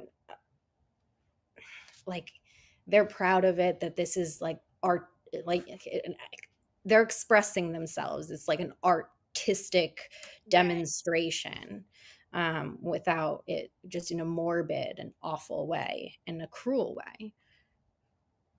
Yeah, and I mean, I've noticed in a lot of other crimes, and that's why I think sometimes the Odinist factor may kind of be what you're saying is an expression, because in a lot of SK cases, you might see a body posed like this, or crosses around, and it's not, obviously that person is not a Christian person, but it has to do with something with religion and what it means to them, whatever. And obviously it wasn't perpetrated. Your kitty is so cute. He needs to be included on every Zoom thing. That is just, it is so embarrassing. He'll just No, it's start great. crying and wailing if I that wish, I really wish that Sachi used to run back and forth when I had my camera over across the room, but now she won't come up here when I'm in oh this chair. And people have told me like, "Oh, we miss Sachi." I, you know, I People love the cats. I love the cats. I think it's sweet. This Uh, is meowzedong in the flesh. Beautiful, beautiful kitty cat. Um, but yeah, so sometimes I think the signature, as far as some of the things, I mean, of course, it goes way in depth, but you can also say that maybe part of it is, like you said, an expression of, or yeah, Carol, you could be right, misdirection. And remember, like, that any killer is, by manipulating the crime scene more, there is more opportunity that evidence is transferred onto the victims. So there is typically like no actual utility in most killers will try and distance themselves from the crime scene as quickly as possible. Right. Um, and that would just be it was just they took a lot of time with that, it seems. Or I Yeah. found a green colored comment. I think it looks like a 65. Hmm, Yeah. interesting. If you have that link, Rachel, I would love for you. I think I put this on the comments. I would love for you to send me that. I it really upset me to see that that the prosecution they had blatantly lied about the statements that Yes. and that really upset me because I was willing to accept, okay, Richard Allen might have done it. Richard Allen might have been involved. You don't know. Maybe he Mm-hmm. was in a biker Right. gang and who knows. And like I don't know this guy. And it just seemed like, what did this guy do? Like you usually in Carroll County, you usually have to be a racial minority or Jewish for them to hate you this much. Um, Yeah. You're right. Yeah. it's just weird. He's just a pharmacy tech, like, hmm. And like, yeah. According to one of the reason, saw Libby and Abby and there was a lull. And Yeah. I That was one of my questions. How do you okay? how do you know that BG was seen? And how do you know that there was a lull? If you weren't there and you're saying, according to one interview that BP did, and I What's don't a know, lull? I have watched so many interviews, I couldn't tell you. But I know Robert Ives said, "Why would you expect, quote, why would you expect anybody to be out there?" Yeah. And that was from his interview.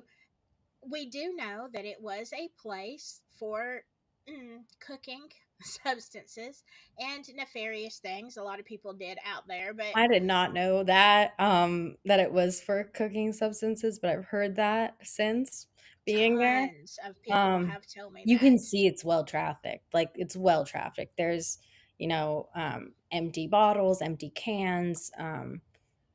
You can also see how recently it's been trafficked just by the amount of like growth on the on the terrain itself, because the trails even have more of those weeds growing into them than these paths directly to this crime scene area. So it's very commonly trafficked. By who? I'm curious. I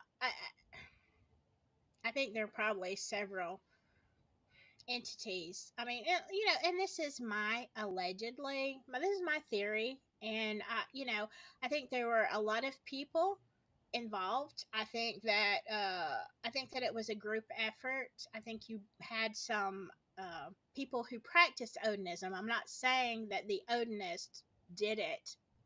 I think that you had some white supremacists slash Odinists slash Just like traffickers, the one whole belief percenters. system of Odinism became, I mean, that's a very common, that's a very, very common for people in the federal prison system and Hmm. jails in the Midwest to be exposed to. A Midwest, Florida as well. I think throughout the nation at this point, to be exposed to odinism, because a lot of the white guys want to get their religious privileges, to Yeah. and so they get to like grow beard, eat special things, like a special diet, and I don't know if they give them the mead privileges, but it's like they get to drink alcohol. I'm But sure. I'm sure they do. they get a lot of special privileges, and they just it's for their faith, and so a lot of people who get incarcerated, and that's one of the things that it's like almost like a pipeline, of Right. taking someone who might be like raised on a farm, just very insular, or remote from like a lot of different cultures, and um, they enter a prison system and they come out white supremacists. And Right. Well, you yeah. kind of have to, though, Meow, because when you go in there, there are so many gangs and groups. You're trying to survive prison, okay? Mhm, And it's like you have to pick a lane. mhm. If you join whichever group you join, you're going to be protected. And I mean, I don't think I know You have everybody's to, like, I mean, I like right. don't judge people for like if they went to prison to have joined like the Aryan Brotherhood, because like honestly, yeah, you would have probably died if you didn't. Right. Right. I mean, and you're like I said, you're trying to survive. I mean, I know Indiana's prison system isn't great. Apparently, when I started looking into Alabama's, we are far worse. And I know even the inmates, because I deal with Oh, inmates every day. Alabama, you guys are special. We're a special kind of horrible. Yeah, infamously horrible. Oh, it's Oh, bad. It's so bad. Katie I, Britt. That I, one was I was like, "Oh, is she okay?" Yeah, I mean, I really didn't know, because I work in on accounting level. So we have a lot of people that we house for DOC, and of course, a lot of people who were once in DOC that they serve their sentence, they get out, they come back to the But county because Carroll they've County has a been. lot of programs for that. That's one of a notable thing that I think is not often recognized, is there's so many work release programs, specifically there. So Yeah.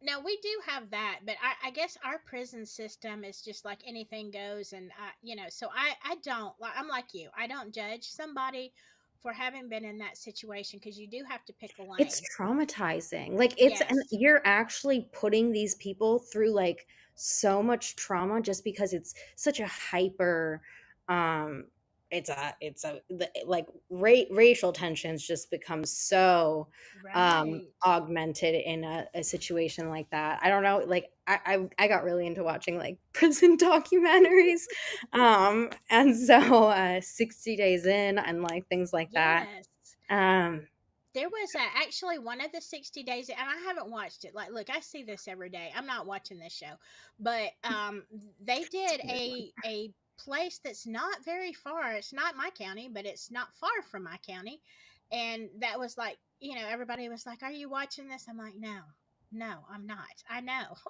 I need an education, but yeah, and in fact they are actually way better. I have to say I am very proud of our county. I mean, there's problems everywhere, but I mean they do it. I think they do the best they can in the situation.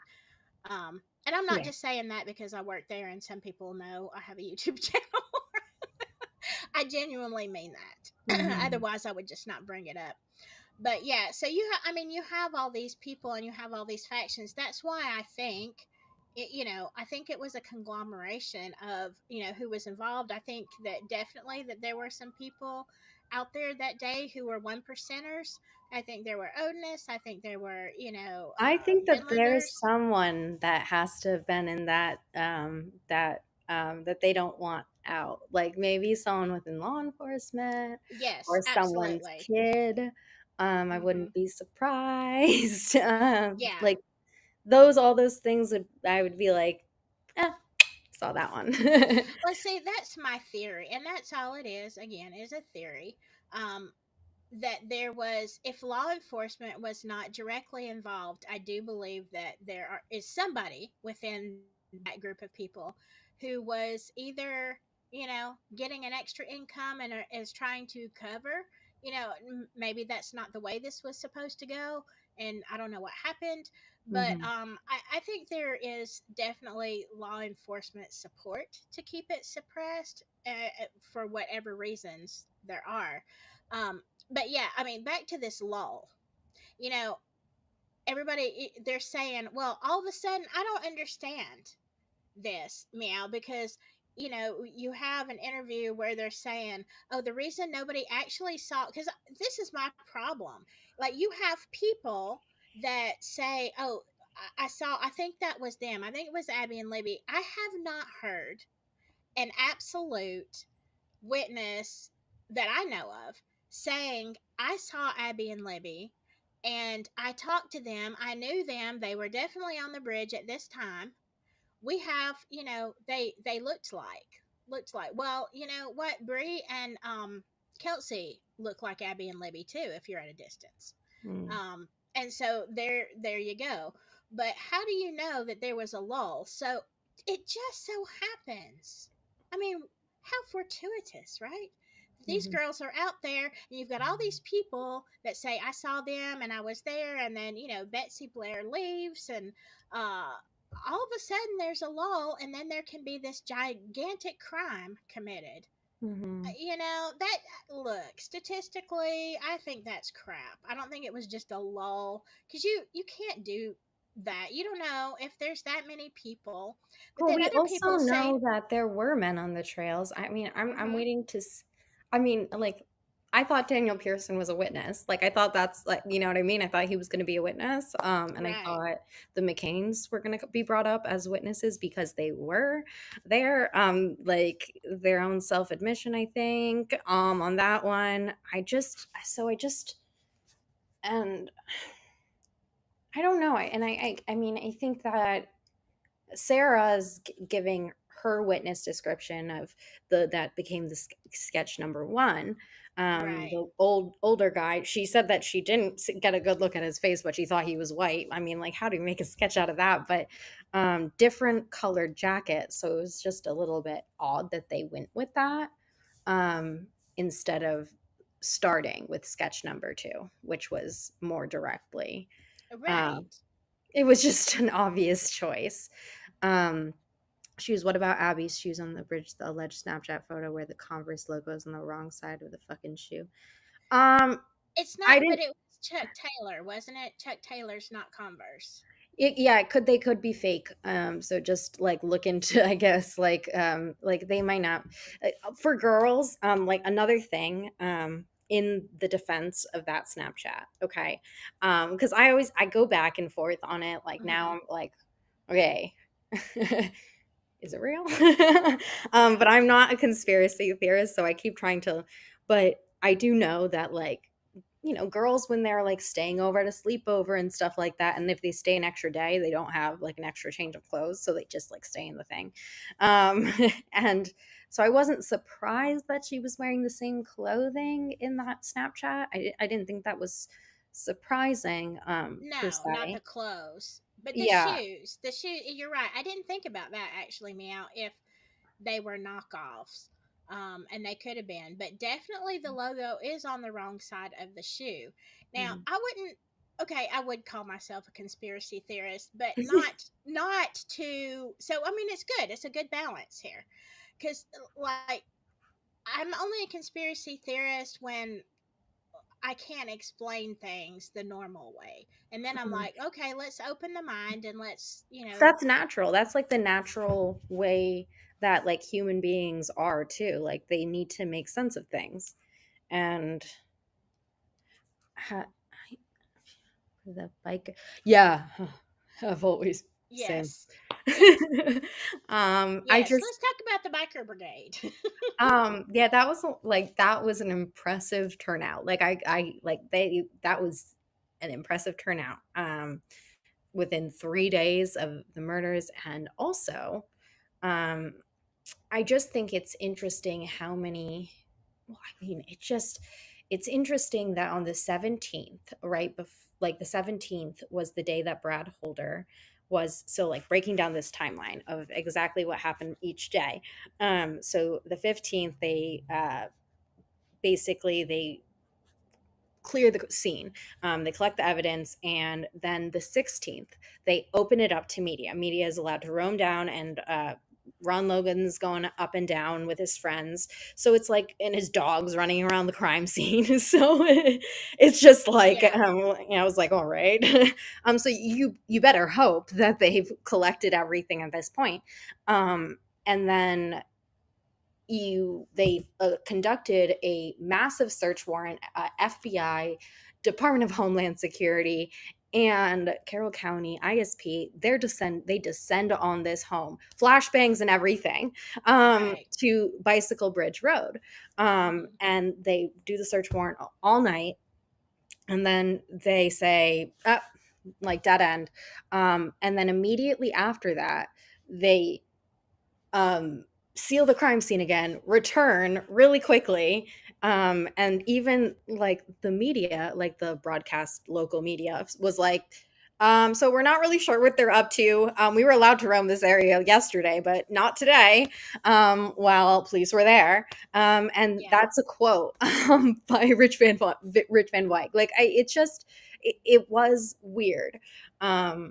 That they did. And it's interesting now, if we remember that the 17th is right after the Bicycle Bridge Road search warrant, then Brad Holder's interviewed, at the same day that they have to go now descend um, on the crime scene again, and FBI announces their involvement at this point, after the 16th.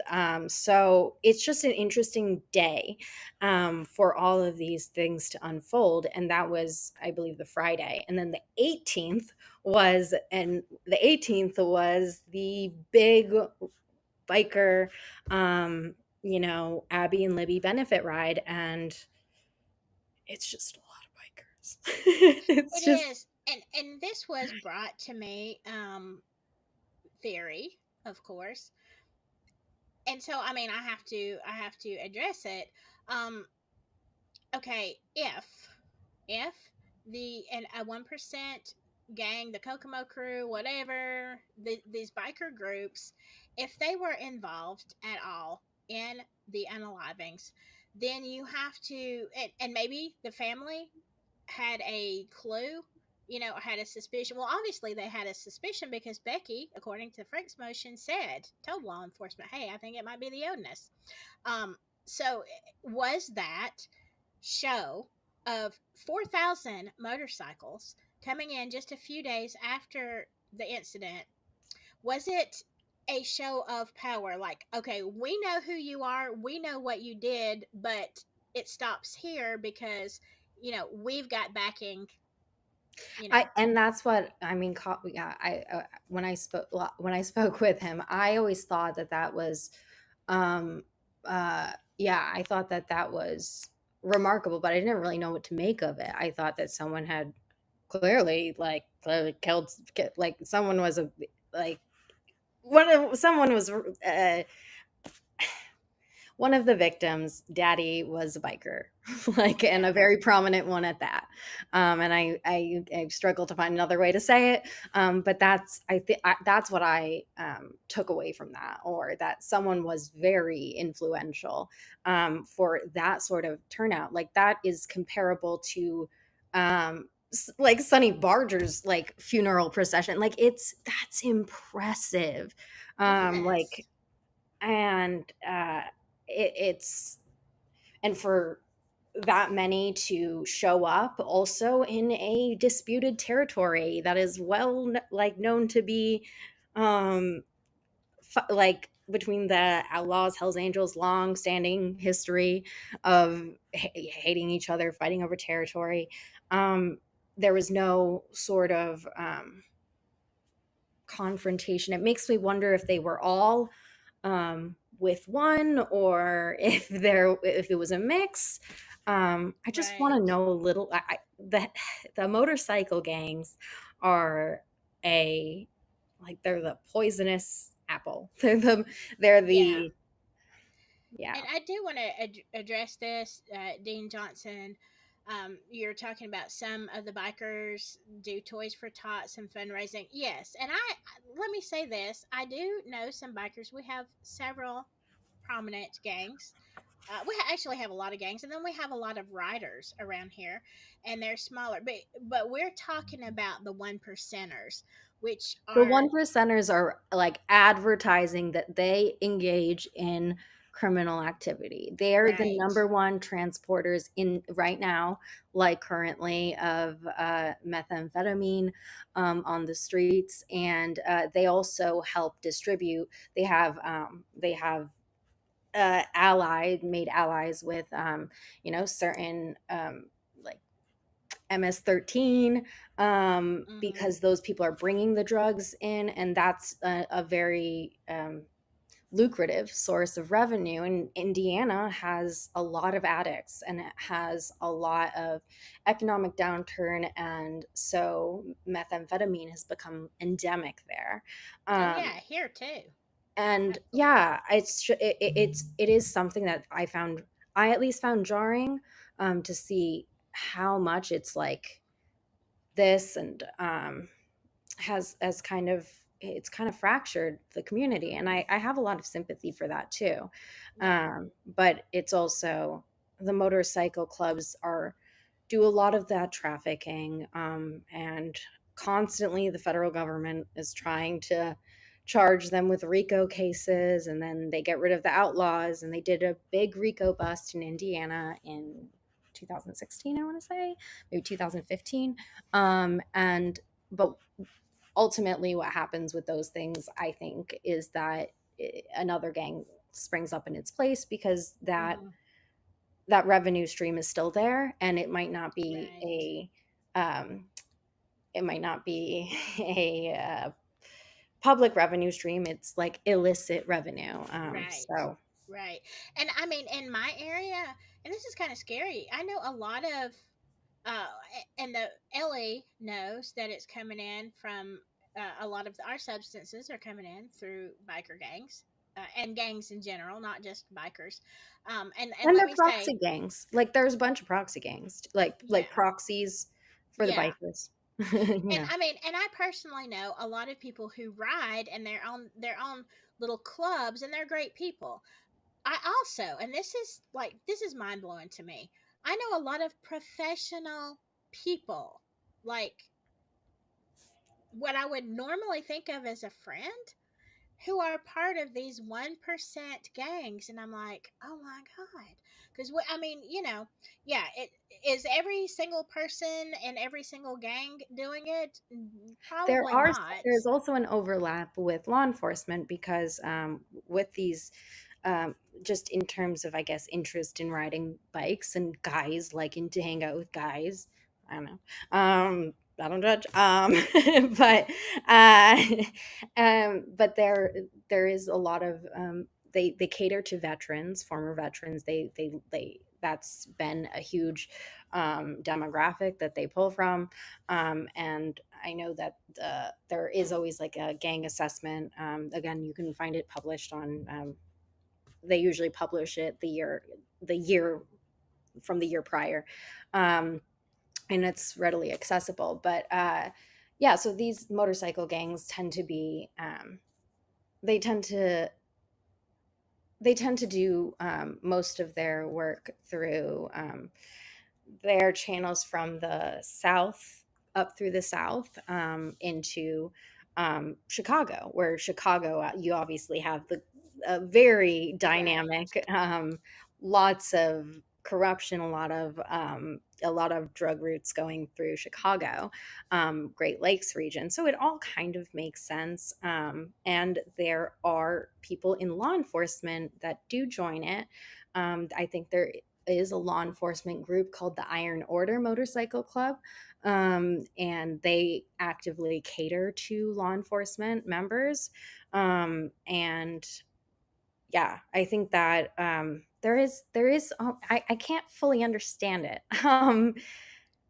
Yeah, I mean, well, I mean, you get into a lot of this, and Dean Johnson is not the majority, more like 1% of the crowd. Yeah, but here's the thing: even if they are 1% of the crowd, if that 1% is extremely dangerous and trafficking, and like they control what is Yeah. going on, you don't have to have a large number. You have to be formidable, So the intimidating FBI enough. declares them the big five out of the outlaw motorcycle gangs.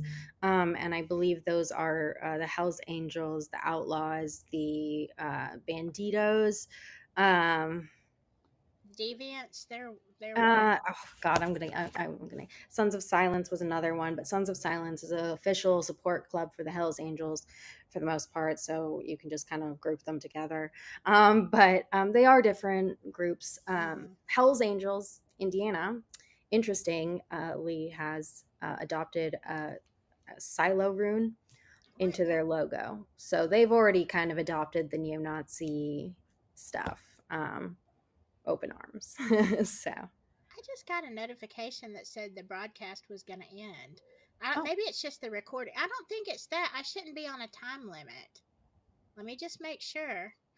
I'm oh, watching. we have I've got 2 this on hours. the TV so I can see, but it's delayed. Okay, okay. It might be the recording. I don't use the recording anyway. Okay, keep going. I think we're. Yeah, so I was just trying to find see if I have the big five. Um oh, I'm out. Aha.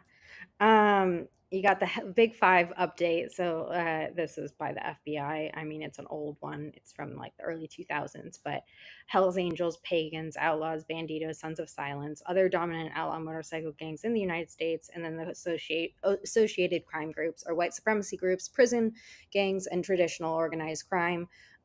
Criminal activity includes motorcycle thefts, prostitution, money laundering, gang violence, illegal weapons, narcotics being the most. Yeah, uh, I think now we're seeing a whole lot more of the human moving of people. I'm trying to be YouTube friendly.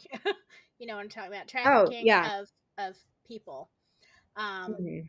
yeah, I think that's becoming more and more, even more than we And understand. I that's something I haven't fully, there's not much information, I guess, on it. It's It's probably like a true. matter of ongoing intelligence.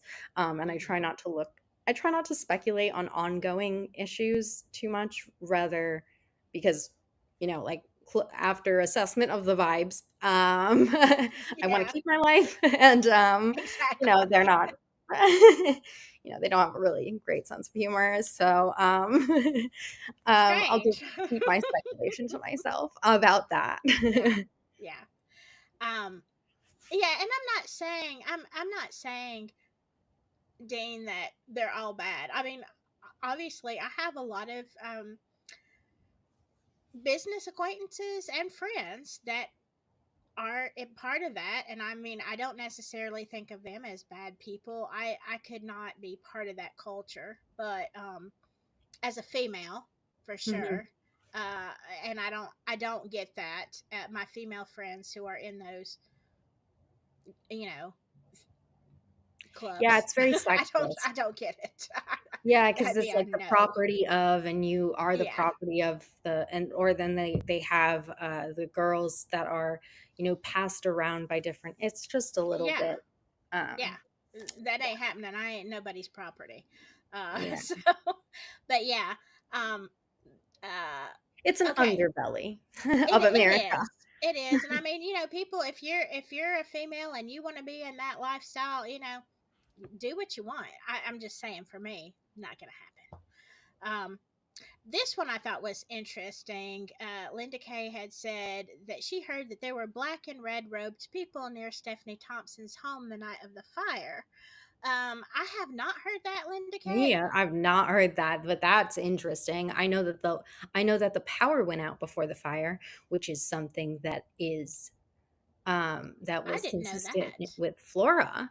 Um, What? but yes, I didn't even know Wait, this wait, wait. either until I someone said, "Oh, no, no, no, you got to look at the earlier news coverage, and yeah, they talked about how the first sign of trouble was the power went out earlier that day, and I found it very And concerning because, like, did they have smoke alarms? Were they working? Were they powered to the wall? Were they battery operated? Was it harder to escape because there was no power? And also, how was the power cut? Like, what happened? What was the reasoning? Was there a natural reasoning for that? With Flora, it seemed like the power was somehow disabled within the home, and all the lights were out even for the top floor residents, and i I don't know if that's a pattern or if that's just a coincidence. so that happened. Did that happen in Flora and at Monticello? Yeah. Huh. I mean, I could see where Galen's probably wasn't wired into the wall, being just a rental property. I don't know that it would have been, but I would think Stephanie Thompson's would have been. So yeah, that leads to a good question.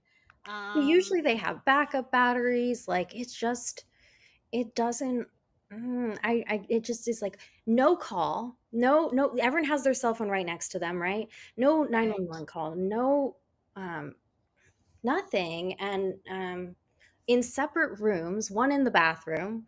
um it's just, it makes me upset, And really bad. crawl space. I mean, crawl space and bathtub.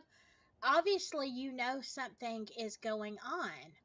Like, it's not like they were both found in bed unalived because of smoke inhalation. If you were in the bathroom, you're in a crawl space, like something, I remember that. something.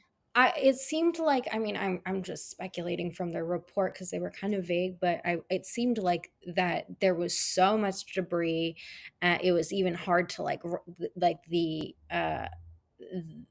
had been so badly, their bodies were in such a condition that, they obviously had to have a whole autopsy to determine if they actually died from smoke inhalation, which was tragic that they did.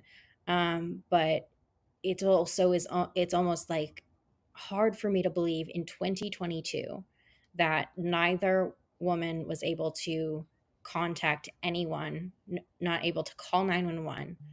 Um, it just odd. Yeah, I mean, and there's another fire I have a big problem with. And that's the Wagner fire that was Oh across yeah. that. Yeah, I mentioned it like a year ago when I used some of Allie's. I'll use like 10 minutes of one of Allie's videos, and we talked about it. And actually, I wasn't even going there. I was talking about Flora and statistics, and I just came across the articles in the paper, and I was like, this ain't right, and this is just from the reports. I'm like, no, no, no, this does not make sense, this doesn't add up. But yeah, Then once you go back from there, 2003 yes, in Bringhurst, you go to the Shockley family. I think you sent me something on Yeah, Bringhurst. that one was interesting too. Yeah, All the kids died. There were, I think, or maybe one boy survived. Um, yeah, I've got that somewhere. um just for all of you dates people, I included this one. oh my gosh, yeah. Very interesting. And wasn't Ed, was is it Ballman? He was like rescuing somebody though the day he passed away. I think that's what I read. Um, Yeah, I thought, Nathan, what was his last name? I don't know uh, why. Nate Miller. Nate Miller, yeah. Yeah. Um, I thought that one was a little bit interesting. Oh, that one's so interesting, meow. I can't say how interesting Nate Miller is. It just gets me scared. I'm like, Yeah, of oh my course. gosh. Yes, it um, is horrifying. it's just okay. Like, you almost want it to be one serial killer and done with. You want it to be like, it to be one person or something, just so like it's an easy, and I just don't know. It's hard for me to make sense of what is happening here. Um, Yeah. Yeah. yes, The two very died next on the one. road. One was a Hmm. jail deputy or jail staff. I'm sure there's more. Now, this one on the right side, yeah, because we just talked about the Nate Miller, but this one, I don't know who this is, Meow. That says that it was an African American lady Yes, who I know was what they're mauled. talking about. I It's don't it was know. in Indianapolis. It was kind of recently, I think, where she's a law enforcement. She was a member of law enforcement, and she was watching a dog. I guess it wasn't hers, and the dog like mauled her to death. And like the law enforcement said, like it was so scary. We had to like the dog kept charging at the law enforcement. It was almost like, and I know why that provokes concern, because it's almost like he's been trained to attack, or Yeah. something. It was, or maybe sometimes they give, it's something that comes from like historical dog fighting, which is really horrible Yes, and thing. we have That that in my is, area as well.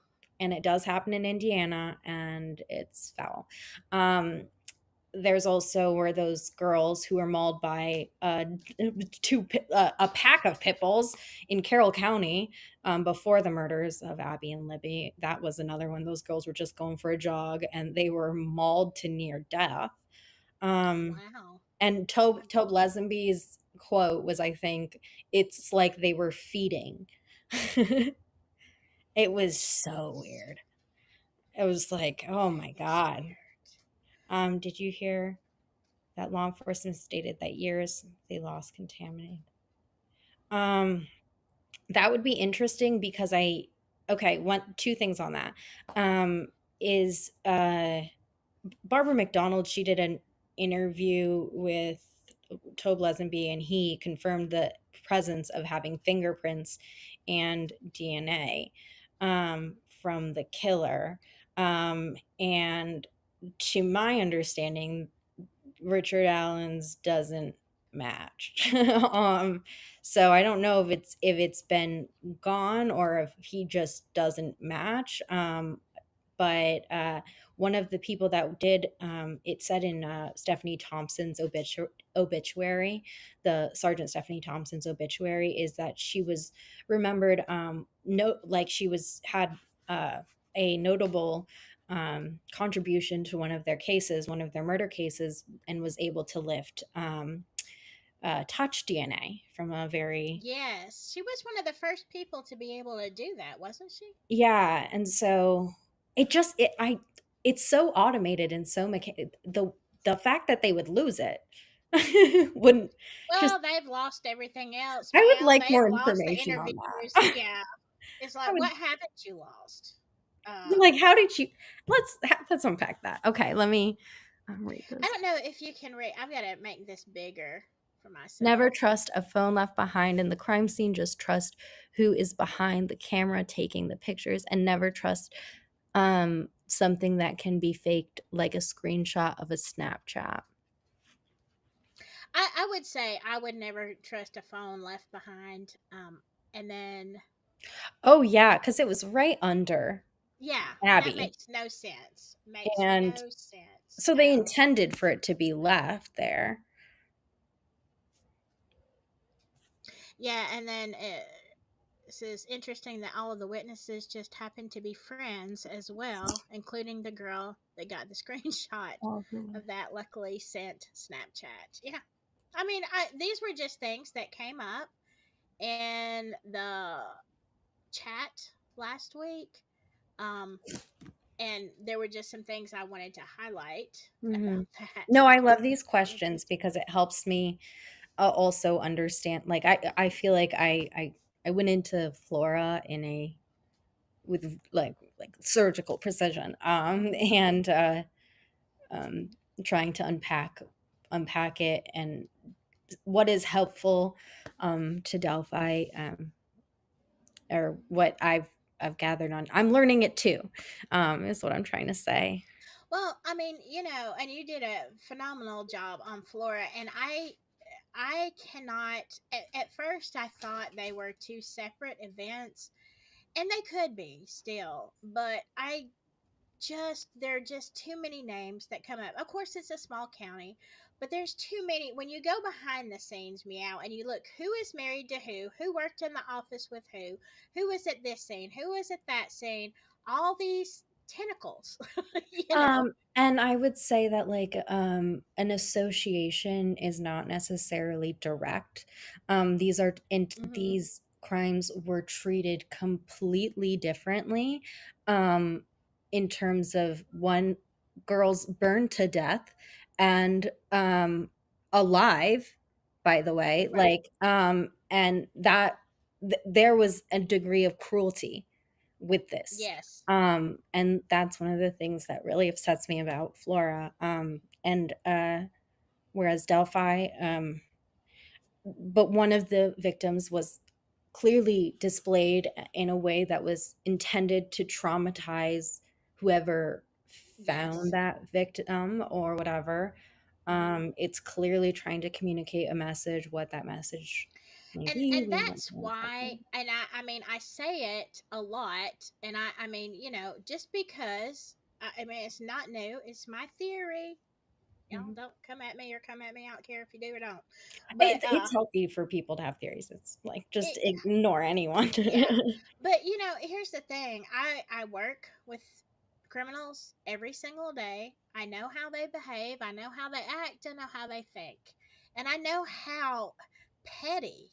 I mean, They to can, me, it's yes. very petty. Like, little infractions can cost your life. And That's what you're dealing I would say that that was something that the Finlanders were at least known for, being a little bit too retaliative with. towards their Hmm. own, very paranoid sometimes, and like in between um, crimes, they were known to, be killing their own guys a lot. Yeah.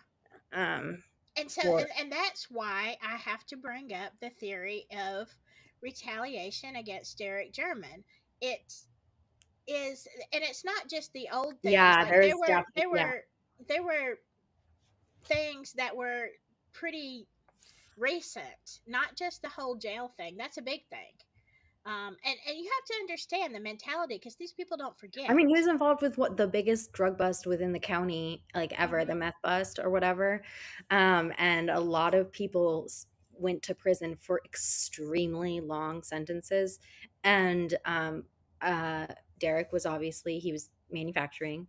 And a lot of the maybe lower criminals, like people like getting supplies or runners and things like that, were definitely thrown under the bus in some of these instances. And I always wondered because at this point, Derek, Carrie would have been pregnant with Libby, and Kelsey would have just been an infant. And if that played a role into, why he got some leniency there, I don't know. But he did get Yeah. significant leniency. Well, I Um, mean, that's the rumor, though, from many, many sources, is that he kind of rolled on somebody. But even And closer someone to. who lost their kid might feel that they have a right to retaliate, Hmm. and say, "Well, I lost my child because I spent all this time in jail. My child grew up without me, and I'll take your child from you too." And not saying that I understand it, but from the criminal mindset, Hmm. that that is that makes sense a little bit. And Yeah. just given the how how these groups kind of behave is they usually handle justice in house, meaning like Yes. um they they get their retribution, they do justice how they see fit. Hmm. um I just i I, I don't know. And also, very close to the time of the crime, it is alleged, and I've got text messages about this. It is alleged that Derek had supposedly stolen some either substances or money from a certain female, and that could have sparked, some more uh, stuff. retaliation. So you can't discount it because Yeah. in this area, and I was telling this to CJ on like a year ago, we had a case in this county where, well, they didn't actually unalive the pregnant girl because she was able to get away. She was injured, but she got out through a window. But her dad, who was in the house and in a wheelchair, okay, in a wheelchair, he couldn't do anything. It was torturous. It was a slow unaliving, and it was done by, and I know this firsthand from the people who were involved. Okay, I'm not questioning the source, but they did all this to this poor guy in a wheelchair for $42 that he owed them. $42. But it was to prove a point. You don't go against these certain members. Yeah, and I just wanted to point out, like, there have been absolutely, like, completely disturbing news stories that have come out, and I would like, if anyone knows, just let me know, like, put a comment. But like in Kokomo, there were multiple reports of people being tortured for multiple days in bathtubs, and being rescued by like the other tenants living there who found them or something. And I'm just like, oh my God, like what the hell? Who did that? And I think it happened multiple times. And I was just like, I don't know what's happening in Kokomo, but my Yeah. goodness. I think that, and I hate to say it, but like a lot of the house fires, a lot of those, I've, a lot of the single women and the children, you know, it's hard to understand why someone would do that. But a lot of these, the fathers seem to have ties to the prison system. So, Yeah.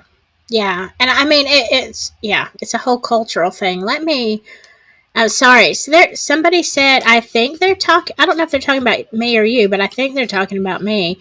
They're saying they can hardly hear me. So I don't know. I'm turning my mic up. I'm leaned in a little closer. This was an interesting comment. Um, she's Brenda.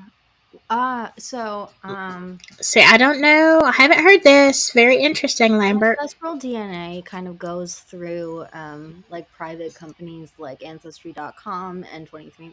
So it's like you can't really deny it. The ancestral DNA thing. One thing that I did find interesting, at least from a federal standpoint, um, I don't think that there has been many issues with that. But it doesn't give you an exact, it just kind of gives you a, this is their family and my, like someone's third cousin, and then they can kind of work their way from there. But I do know, I thought it was interesting that, and no shade on Kelsey, I understand that that was probably a very scary experience, and she's only 17, Mm-hmm. and at the time. So, but I think that the FBI questioned her um, as many times as they did, and I can see that she really didn't appreciate that. And Right. um, as for DNA, so many times, I think that was because of her um, issue, like the story that she had given, and also the fact that, well, Abby was not found wearing that, and Libby was not did was not wearing that, was not wearing Mm-hmm. that. So I think that, but I also think that we should also recognize that witnesses are really, really um, Unreliable. unreliable, impressionable, and they might not mean any harm in that. Um, No, no. but like, yeah, so Well, I mean, if you study or you study forensics or criminal justice, whatever, you'll see that the most unreliable piece of evidence that you will ever have is an eyewitness testimony. You know, of somebody that they saw. Now, if they knew the person and let's say they had a deal with them or something, that's different. But just to, and if you don't believe it, try it. Go on YouTube or on the internet and you'll find a lot of tests where, they'll let you test. Yes, I was like, I'm like, I thought I would pass. I didn't. yeah, it's like they're like they'll like are they the ones that will show you like a photo and they'll be like, what was this guy wearing? And you're like, this or whatever, and like you're totally wrong. And it's just Yeah.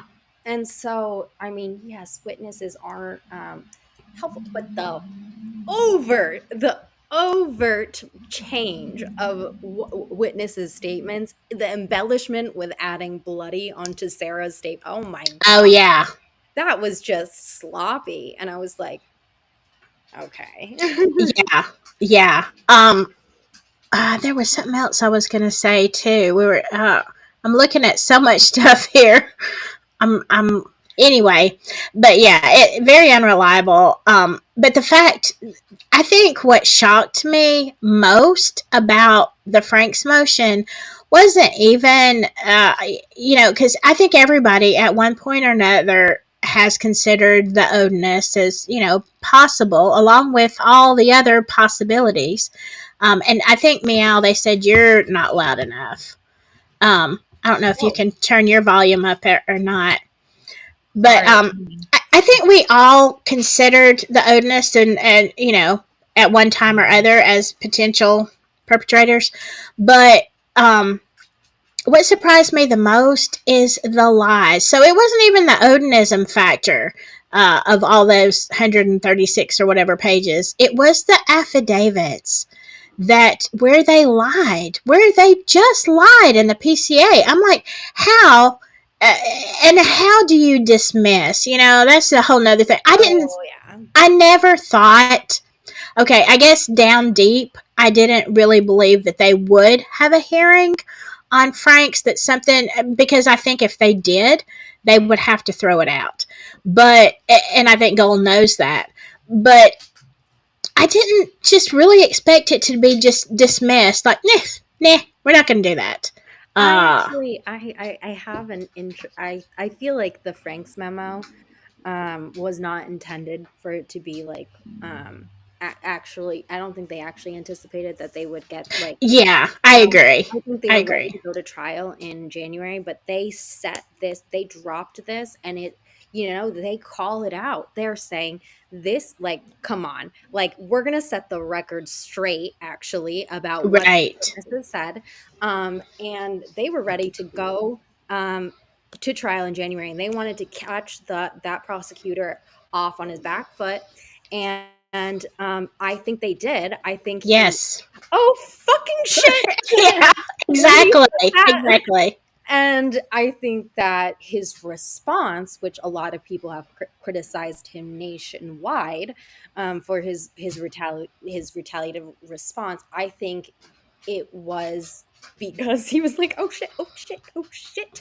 Um, and I think that I was also, feeling that for him.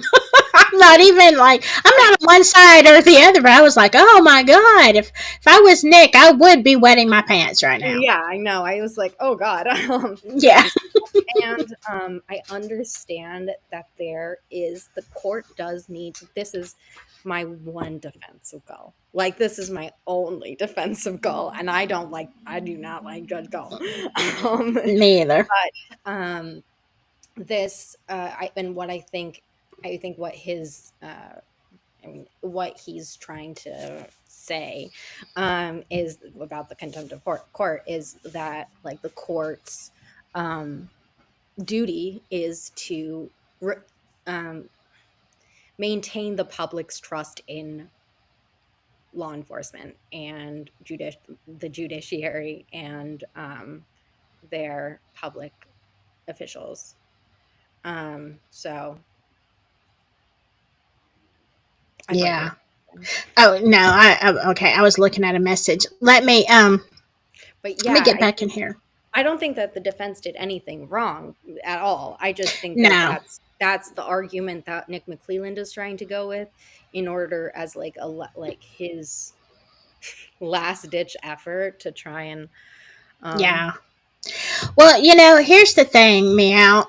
I, save his I, reputation.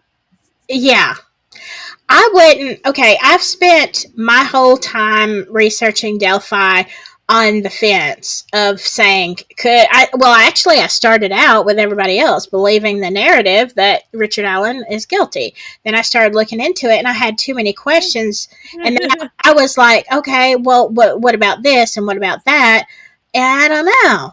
And then it just went on and went on, and I'm like, holy crap, I don't even know what's going on here. There are too many other factors that cause reasonable doubt. But, you know, I was fine. Okay, there's always been creator wars, since the beginning of YouTube. And especially in Delphi, there have always been people that have taken opposite sides and don't get along. But there was such a distinct demarcation of the line, or the mark. I guess there was such a line drawn. That's what I mean. When the Franks motion came out, I saw people flip so quick. Um, People that And you were, just got so much information that you never had before. yes, yeah, and I'm just like, oh, this is so cool. But it was like all of a sudden you had camps, and it was like these camps get really ugly with each other. It's I really think that like look at like if you look down those like ego defenses, like immature ego defenses in psychology, I think people are there being a lot of people don't respond to their uh, their understanding of things being challenged Hmm. or and I think that people project a lot of that um, Possibly. or there's a little I try not to be conspiratorial so but I'm starting to see it's a lot more ugly than I'm like a bystander. I'm like, I don't know why you're dragging me into this. Yeah. Well, it was definitely a change. I could tell even when I started covering the Franks motion, I could tell the people who had been in my chats and members and whatever all this time. And here I am, I'm like taking the neutral road. Like it could be this, it could be that. I'm not saying, I don't have enough information, to all of a sudden, yeah, this doesn't look good. This is definitely swinging in favor of Richard Allen. And then, like, people just went nuts. And to me, when I see people being so divided, it's because, in my head at least, it is because there is a lot of truth in that memorandum. And people are like, oh, holy crap.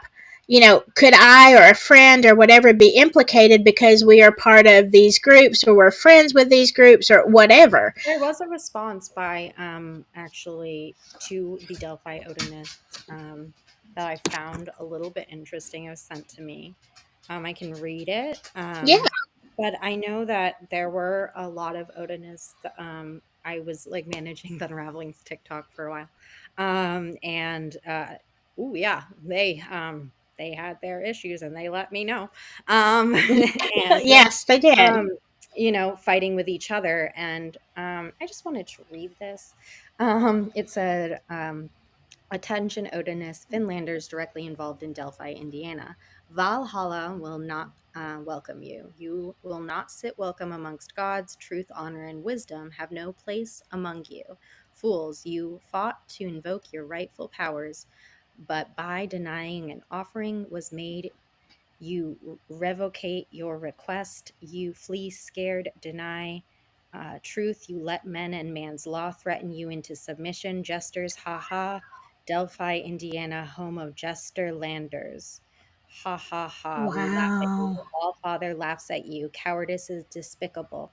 You aren't worthy of a morsel. Let anyone claiming at your most crucial moment, you retreat. Shame on you. Stand on honor. Profess truth, weaklings.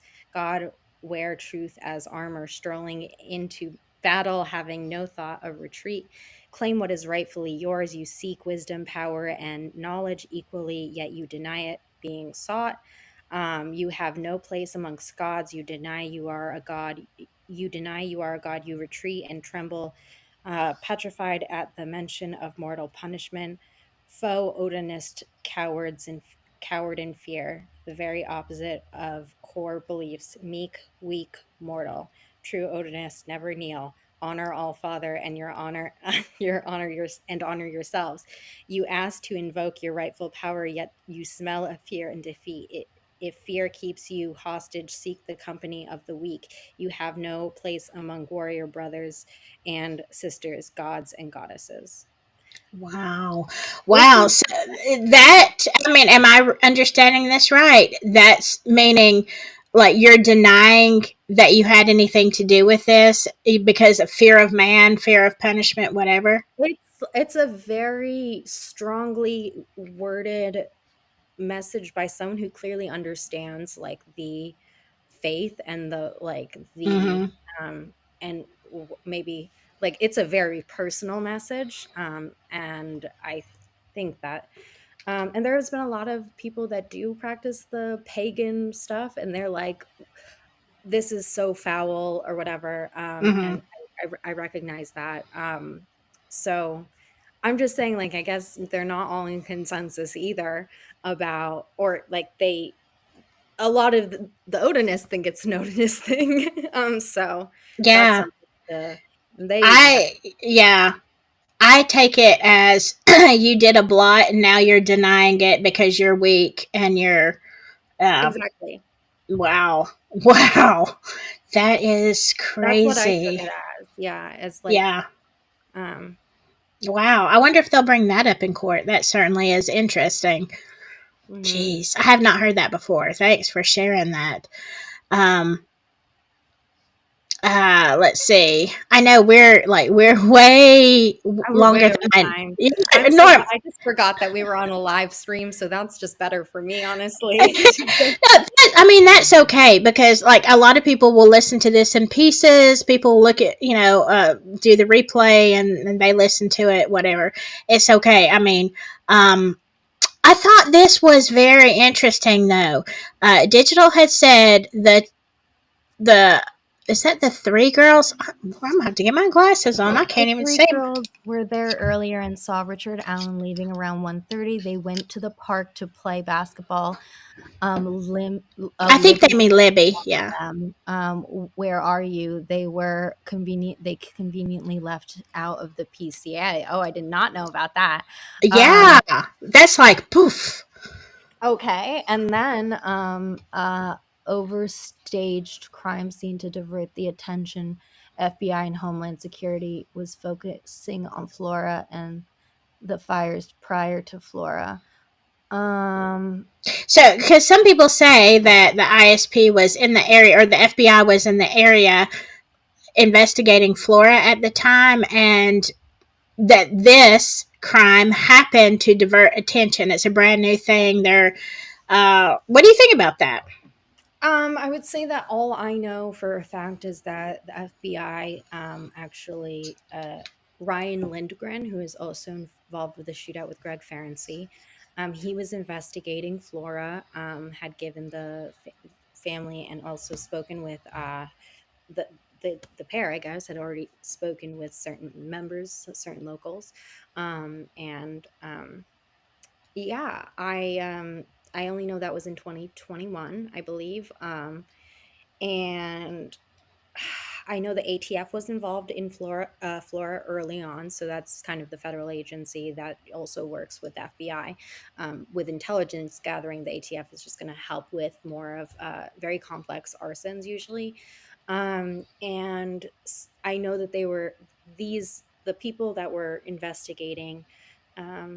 Or the authors of the Odin report. I don't know Todd Click, but Greg Ferenczi, that was a I recognized the name and I was surprised when I saw it, because through Flora, Mm-hmm. and I know that they were investigating that really closely, and I think that it's really reckless for McClelland to prosecute a case in which that is a, I guess, differential or a clear suspect by uh, very trained, like among the most trained law enforcement in the nation. Um, that was their belief. And for Right. him to, I just think that there's a reason why special prosecutors help and why federal prosecutors come in for these situations because it's not safe. Right. Um, so, I mean, yeah. I'm not I don't know. I'm batting for justice. I'm not really batting for either side still, even though I do lean more way farther in that Richard Allen is innocent. At least he didn't do it by himself, but I that being said, in the search for justice, I would want. I'm not saying I don't know how Nick is in the I could court. be I think convinced. they need a special prosecutor, in my opinion. No, I could be totally convinced that that Richard Allen did this if Richard Allen's a Finlander or an Odinist. Oh yeah, oh That would yeah, that would do it that, for me. that would do it. And Hmm. so, Yeah.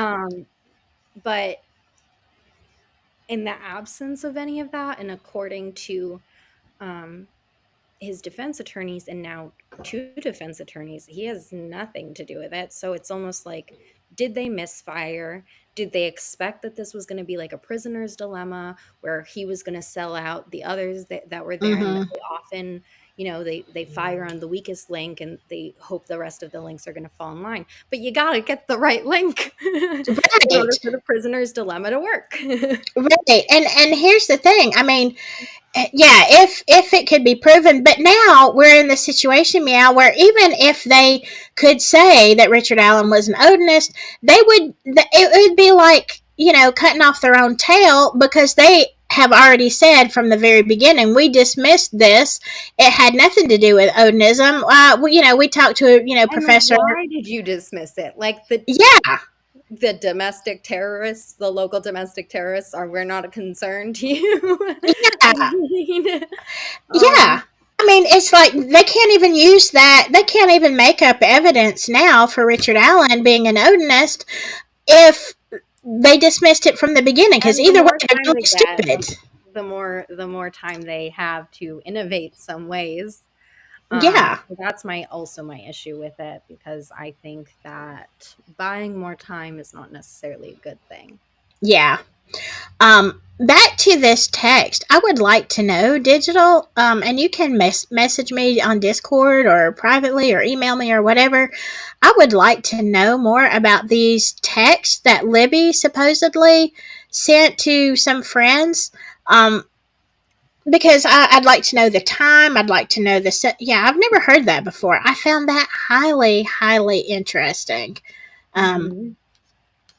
and that was, yeah, this is from the chat last week. What have I done to my computer screen? I don't know what I'm doing here.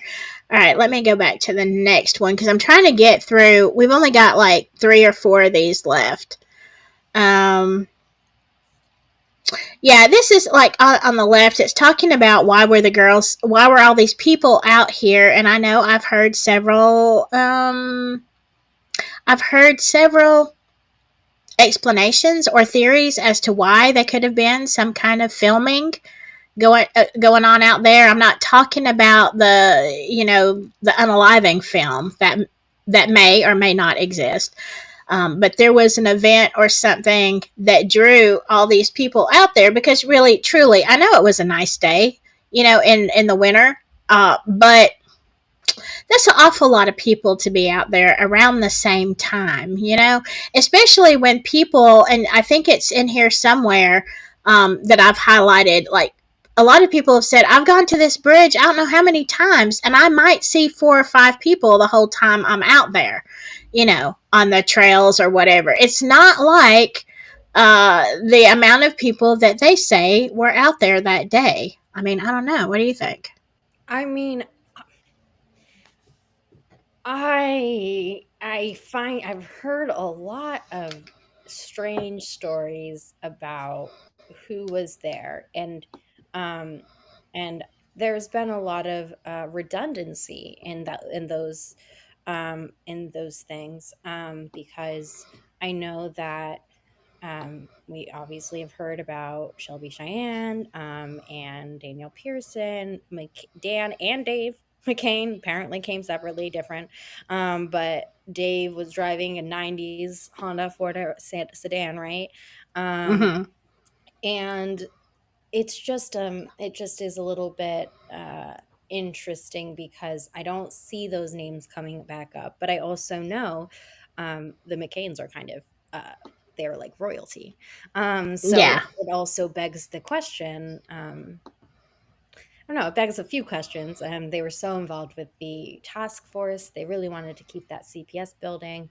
They were so involved with the trail system, despite the public. The locals did not want to keep it around. The locals were like, why are we spending money on this stupid bridge? It's going to. Yeah. um, Right.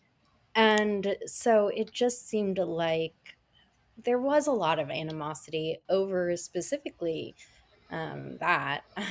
And it's I don't know. I feel like there's been a lot of exploration around those trails. There's not just those trails.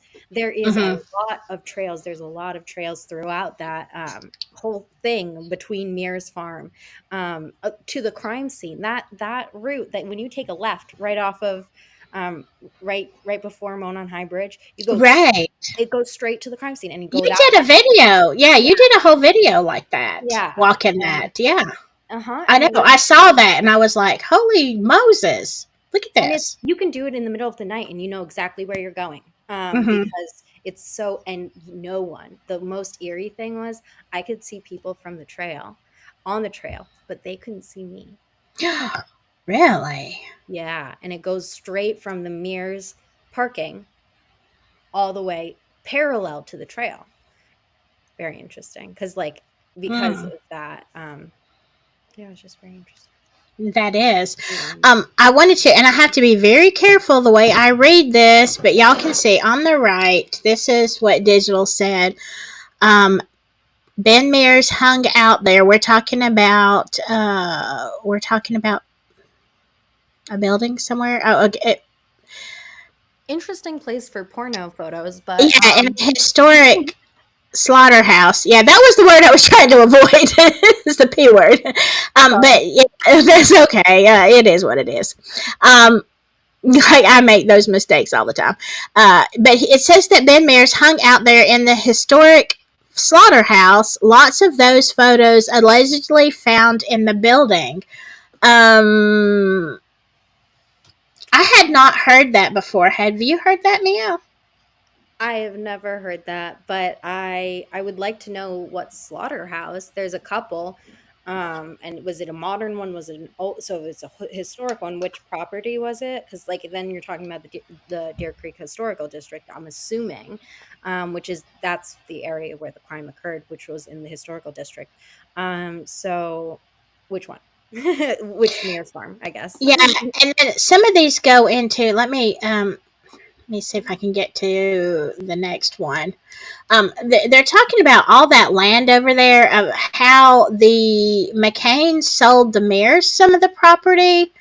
Um, Yeah, the McCains and the Mears are they're related by blood. okay. So they're Uh, kind of the same family. The McCain, it used to, the Mears property is owned by the McCains and stuff. okay. And I know that it was like a big historical thing, and I know the McCains are really into the historical and They're basically royalty. They actually have been remained. The McCains have remained in county council, county government since the 1800s consecutively, and they're a very prominent family. A very and they are treated like royalty because they essentially founded that town. They were a major source of income because of that massive quarry, and they are also the probably the most affluent family because they have that mhm. quarry's worth at least a 500 million to a billion, and they recently had sold it. I think early 2000s, maybe 90s. Um, so yeah, but they spent a lot of attention on these trails, which was just odd. It was an odd fixation. I mean, it was also kind of wholesome. They kind of just Yeah, went aside. you have there's so much that goes and you start going down the rabbit trails of everything. And even I did a video months ago about some land that was sold, that was the entrance, that lot was the entrance to the trails, like from downtown Delphi, City Park. sold. Well, it was a lot that basically the city council, they're like, okay, who gave the order to, I know we were like looking at this lot, but Yeah, who who paid for signed it? it? Who Yeah. And signed it? And they felt like that they were signing without the county council's, like, without the county's approval. And oh, then it was totally was without, it didn't come yeah, to a vote.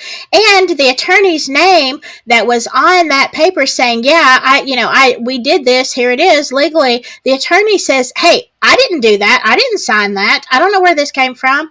So basically they wanted that land and they just snatched it. and I know that they'd done a lot of uh exploration for the trail work and expansion of the trail to go throughout Deer Creek. There's also another trail that goes up to the south side of Deer Creek, and I think it goes to like a lookout point. Mm-hmm. There was an exploration of Wilson's Cave. They really in the early 2000s again, they really like hyped up their tunnel system, which was it I mean, it lacked the wow factor on that, but it was a bunch of like steel pipes that went under the railroad um, Mm-hmm. to connect the tunnel system. And so it's just interesting because there was a lot of exploration of that area around the time that Abby and Libby were born, with like that specific year, 2003, I want to say. So yeah, I just think there was a lot of contentious land disputes about it. So And something about that area, and if you listen to people who are, on the spiritual side, that land apparently has some kind of juju. oh no, no, well, like historically, like girl, if you want me to tell you about what that land was used for historically, Yeah, go It ahead. it is, I mean, so, um, this is a really sad, I think, dark part of Indiana's history. You have, the Trail of Tears, you have the Underground Hmm. Railroad in this area, but they are highlighting, um, a route, they are highlighting these trails, these, uh landmarks where lynchings happened, and they were the the county or like the community. Uh, Really, like they alarmed the communities around them, like Yeah. with how, um, you know, I guess just brutal they were in it. And with Hmm. Palmer Green, that did actually get them a lot of backlash about from the governor saying you can't lynch a man before he has his due process. But Right. so the community started to get much more hush hush about it. But um, these were things that the community was proud of.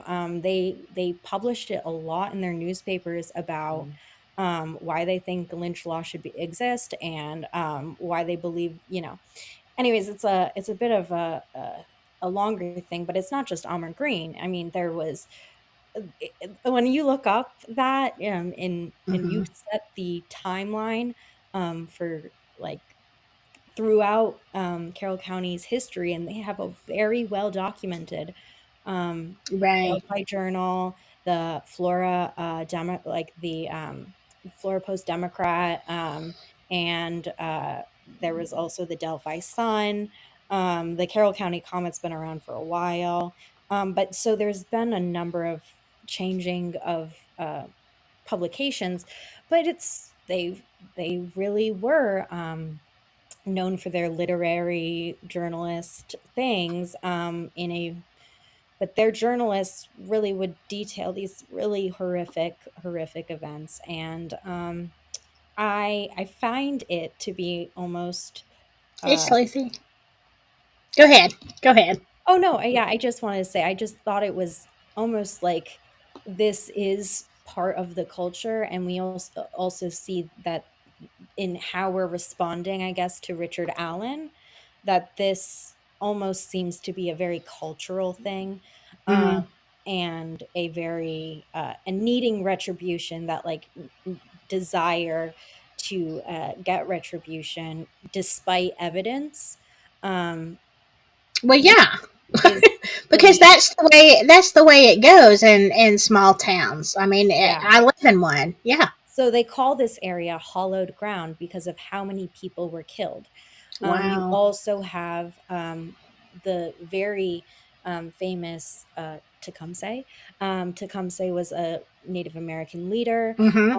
and he was the only one who spoke English, and he wanted to negotiate a treaty.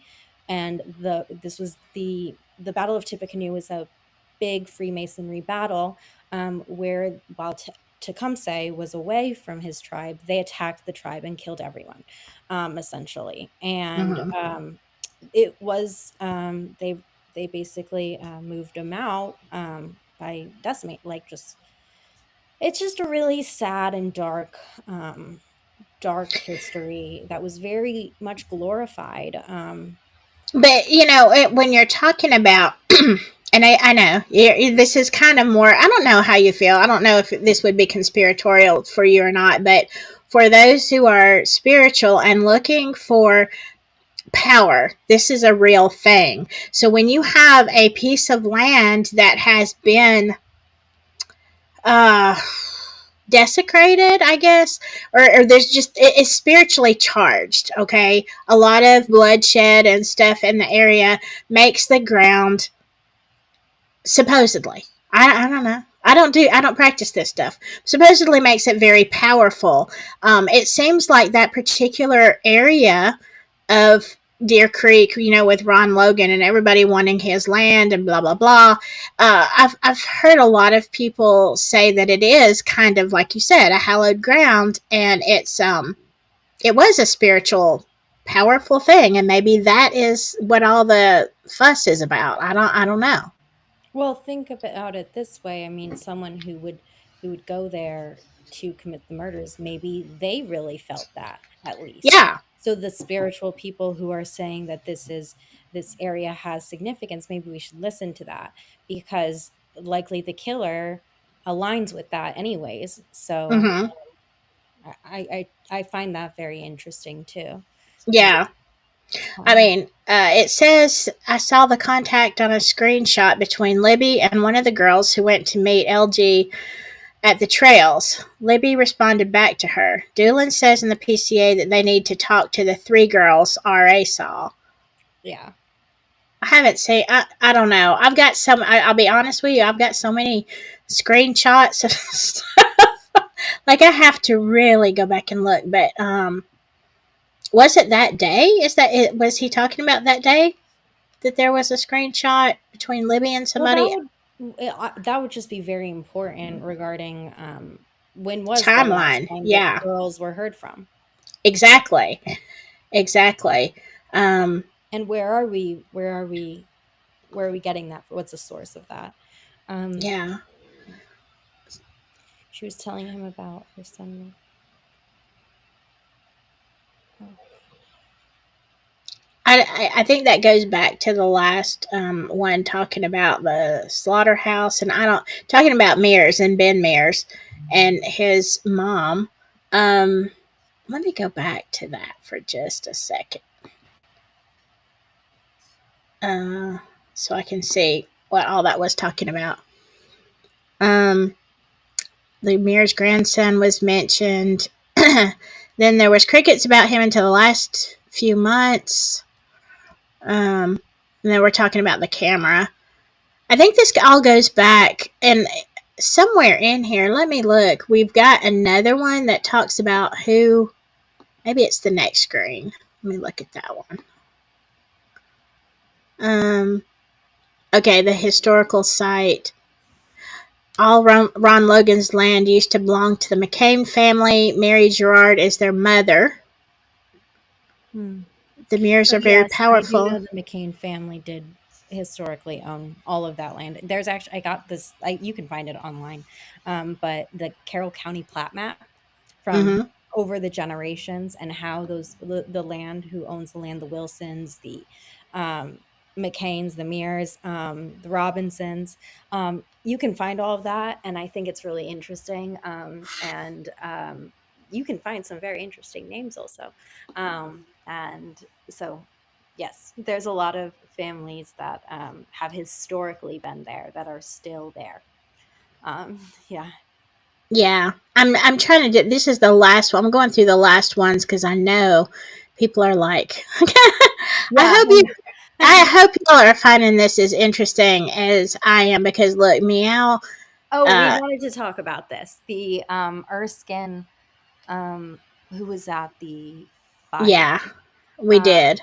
yes, when we talked about this a little bit, but just as like a recap, I heard that, again, this is a rumor that Erskine, um, that sorry, Adam Randall, the fire chief, was wearing Erskine's turnout gear. Well, that is consistent with what this person is doing, because what whoever this is doing the perimeter search. You're supposed to do the perimeter, and they also wear a different hat, little different cap. Yeah. And so I would not be surprised if that is true, because I would also explain this person's movement. And we don't actually have any record of Erskine being one of the firefighters at the scene.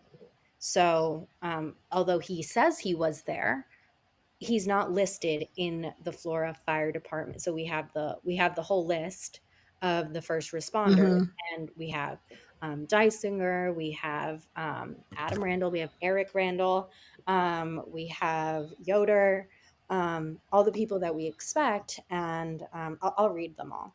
But we don't see Erskine, I don't think. Um, Okay. Yeah, because I think all this last one, all this stuff is was directed at you from the last live I did. Okay, one second. Let me check. Okay. Where did Dysinger go? Because Yoder came back and his car was not there any longer. Oh, so Dysinger parked on the opposite side of the street. Um, but I'll go back and look at it. The sketch was spread from okay. Um,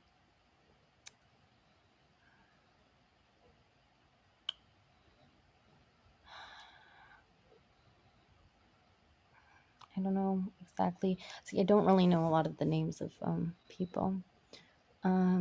Guess I. I'm Yeah. trying to see. I'm trying to say too. Actually, it's so, and I had to take because I can't do it on my phone. I had to take screenshots of the computer. Um, yeah, I don't know where. Let's see. Hmm. Um,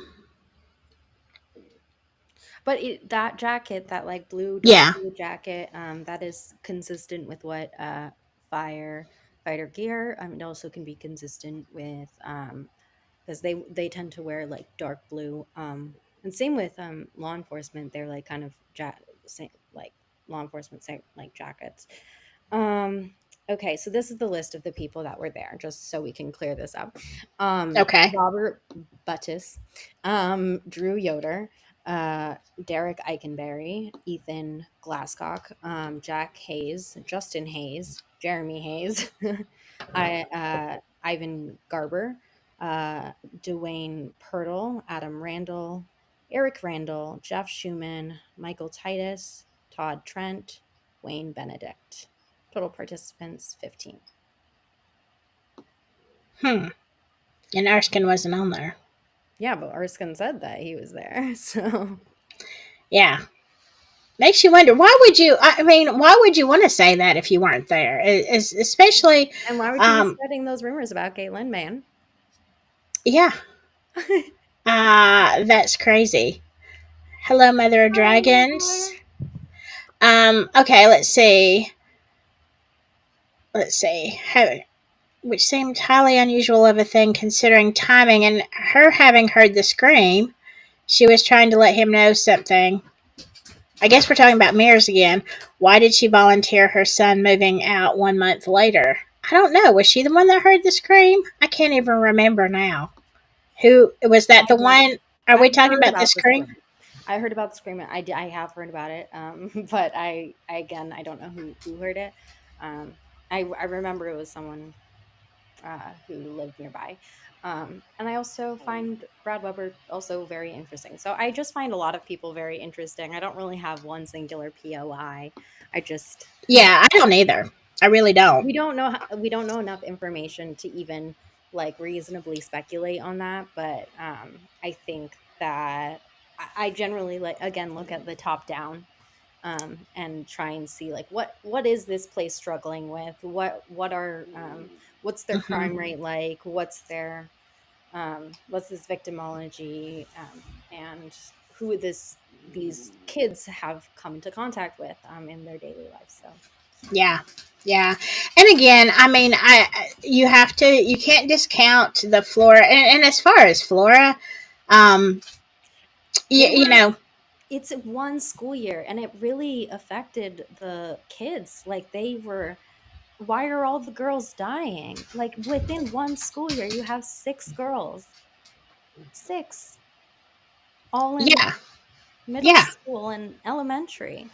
yeah. It's bizarre. It is bizarre. And I mean, it does. That kind of thing, the oddity of it does make you think, were what they said earlier, were they down there, were they really looking at Flora so hard? And so they wanted to cause a disturbance and they took the opportunity to maybe get some petty revenge or whatever the Look reason was. up, if anyone's interested, look up the Flora DHS uh, letter, whistleblower. So there's two whistleblower letters with Flora. The one that was published by WTHR, I want to say, was the whistleblower letter by one of the independent or private fire investigators.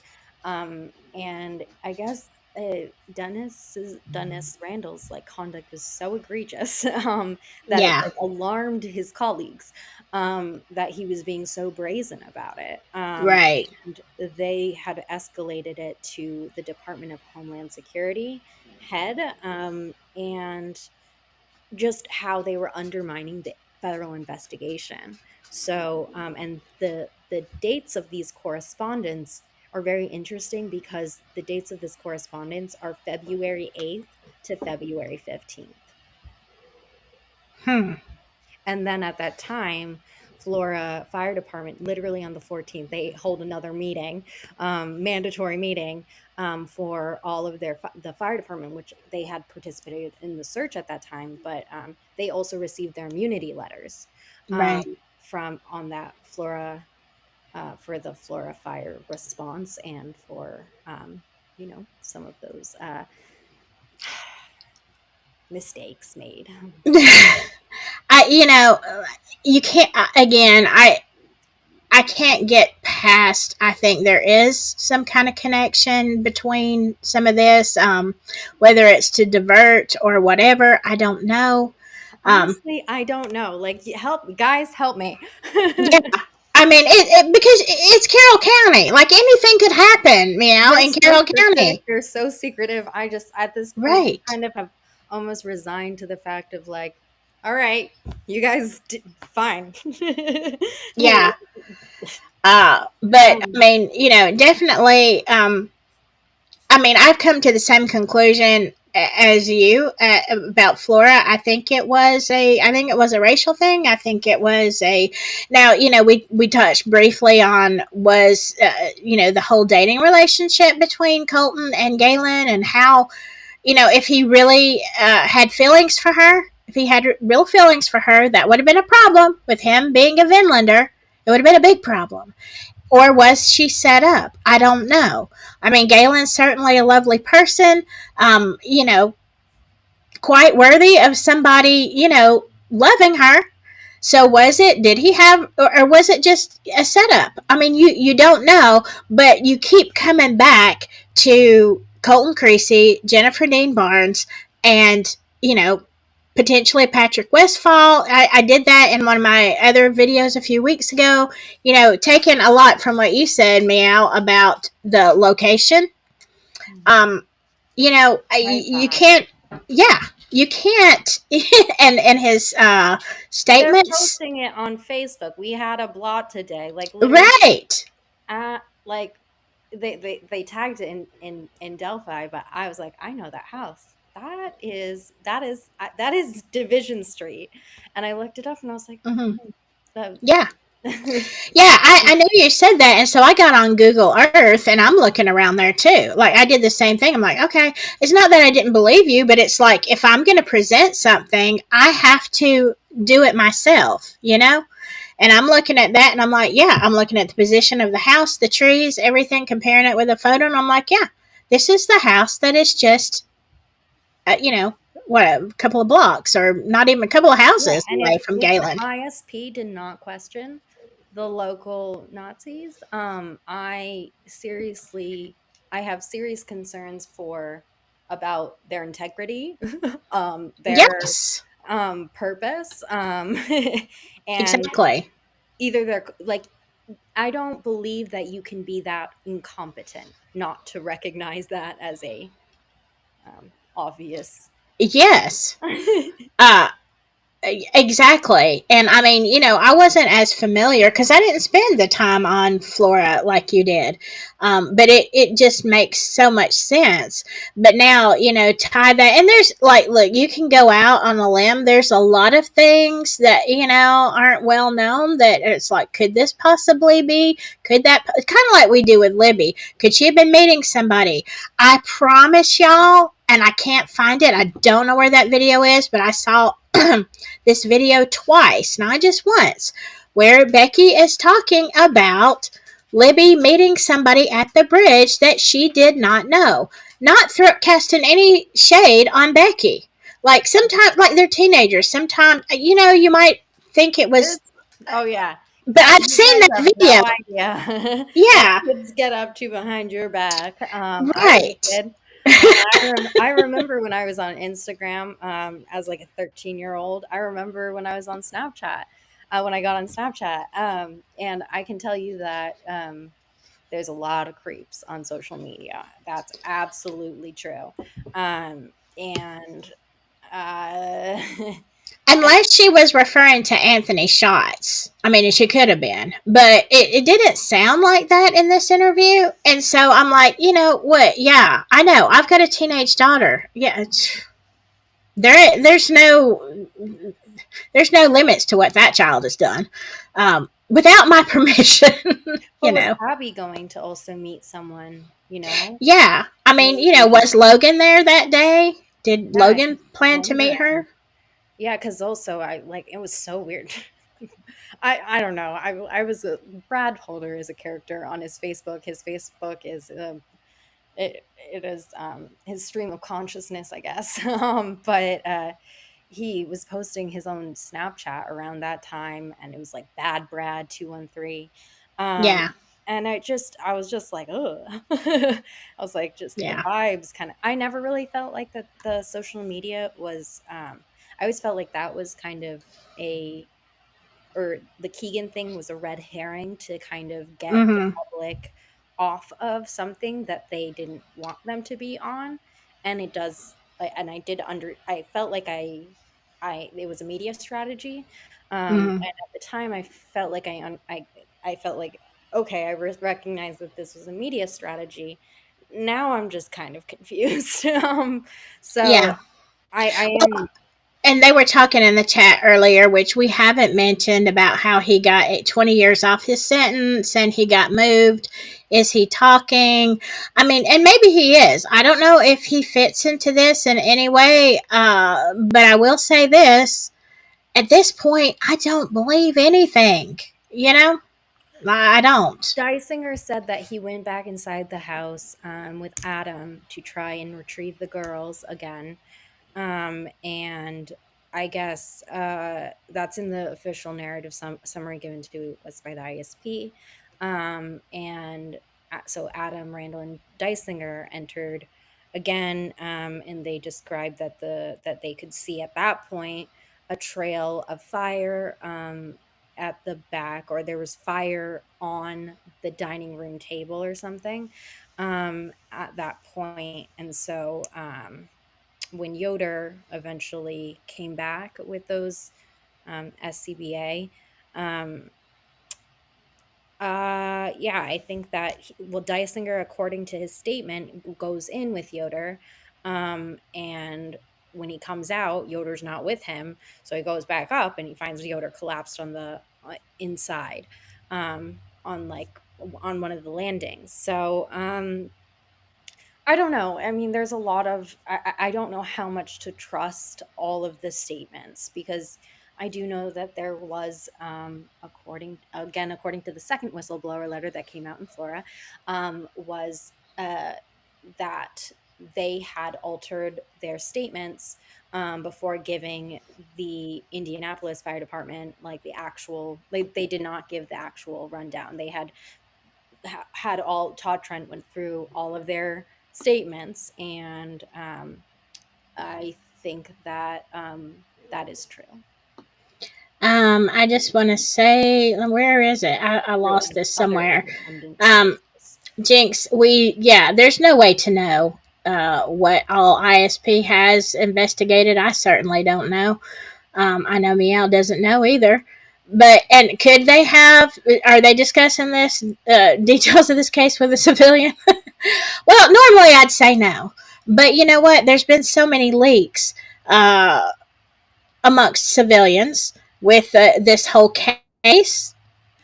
I wouldn't put it past anybody. I mean, it is what it It is. depends what they need. I mean, I think that they have, of course, at times, reached out to civilians for information, especially when there's a tip that is particularly of use. So Mm-hmm. yeah, they do. Let's see. I know I've got to end this soon. I'm trying to go through here real quick and answer any questions. Um.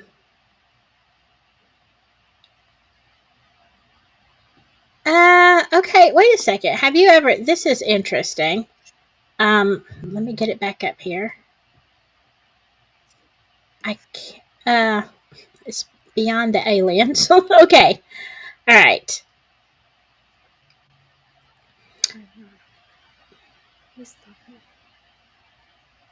I Um, know nothing about this. Nothing. I noticed some burns on his head. I felt like his burns, yes. The he was on a ventilator.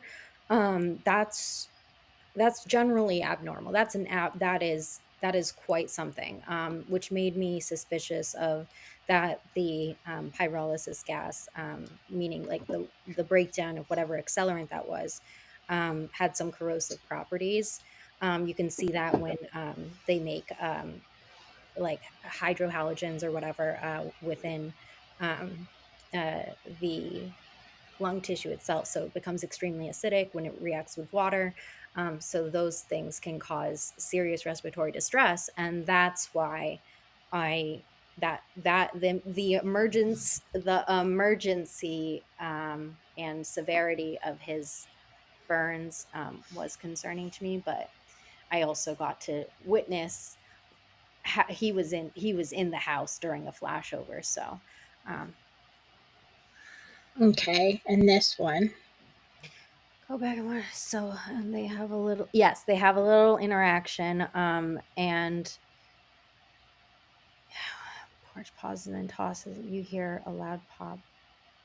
See flattening his screams. I didn't. Oh, you mean the screams from Yoder?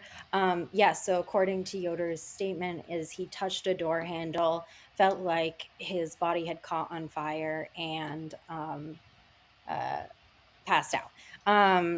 And so that does sound like that sounds like a flashover situation. It sounds like he might have opened the girl's bedroom door, and therefore, again, what I was saying before with the oxygen as a reagent, when it's become oxygen deprived, when you open that door, it can cause like a big flashover event. And because it's going to just suck up all that oxygen in order to So his burns looked like an accelerant.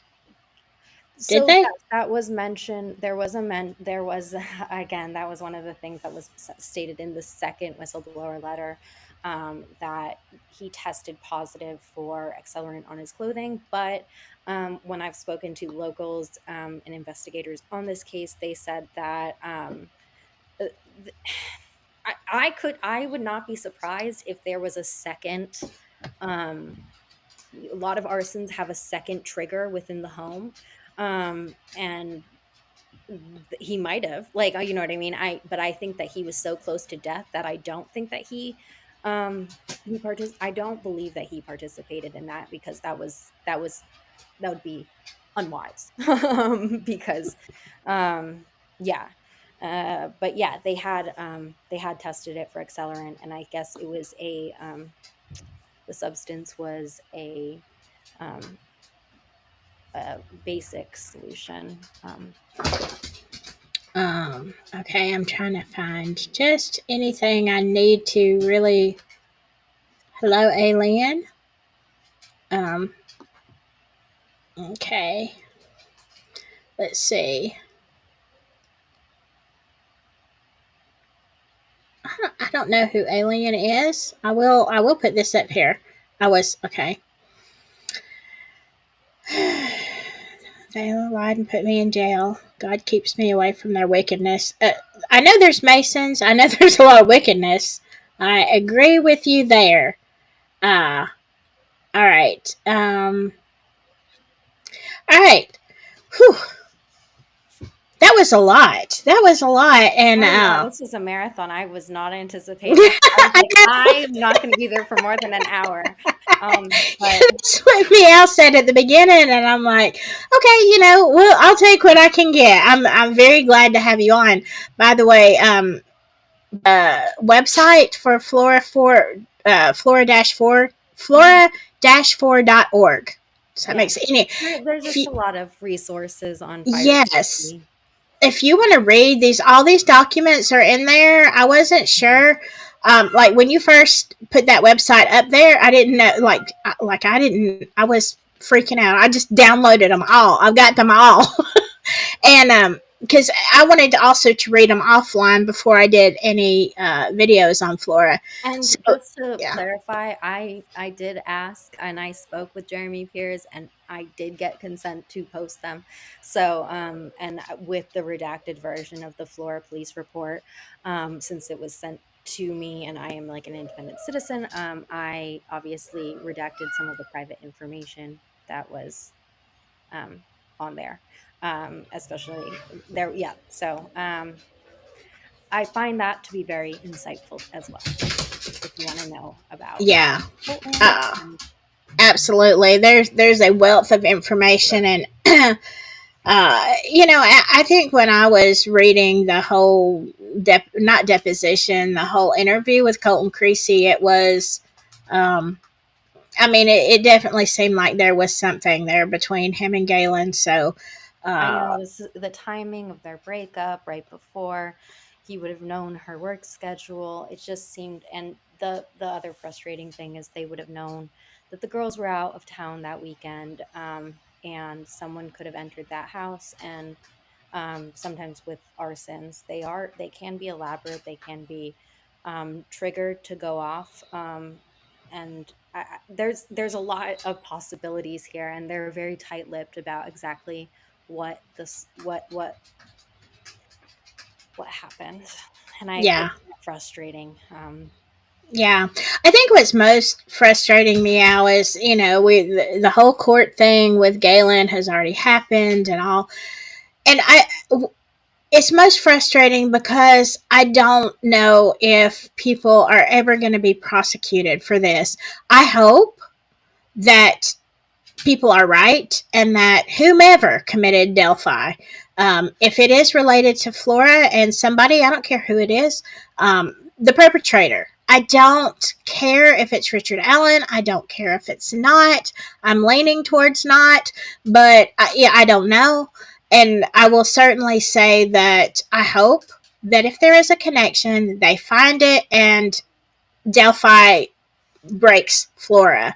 I want to see somebody I want to see prosecuted the for this. community. I want to see the community stand up against the racism. I want to see the Yes. community. I want to see that because I've been so um, disappointed in a lot this absolute intolerance to recognize what is clear here.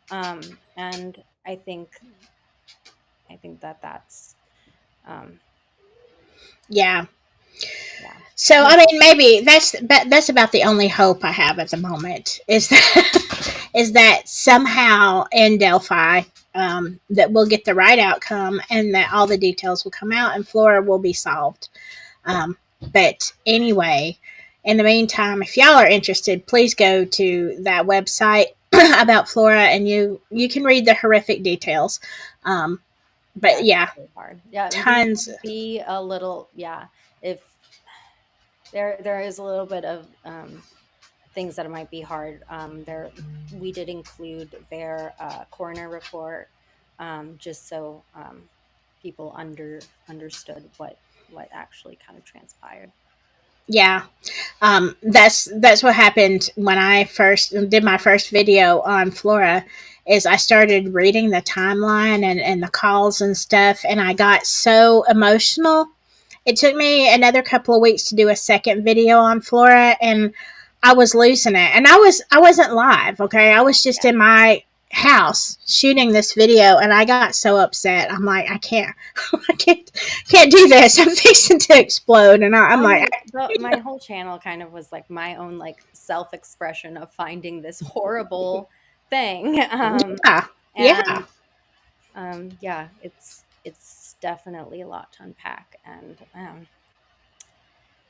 anyways, I should probably But go. no, I think yeah, I'm going to end this. I thank you so Thank much, you for Meow. having me. I am so sorry that this went way over. No, Um, no, that's great. I've wanted to have you on forever and ever.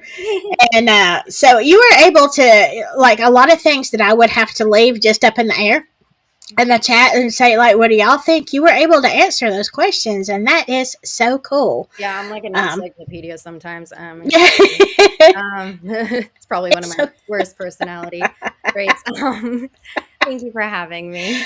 okay, thank you for being here. Thank all y'all. I know it's longer, but Thank you. if a lot of people had to ditch and they'll watch it on the replay.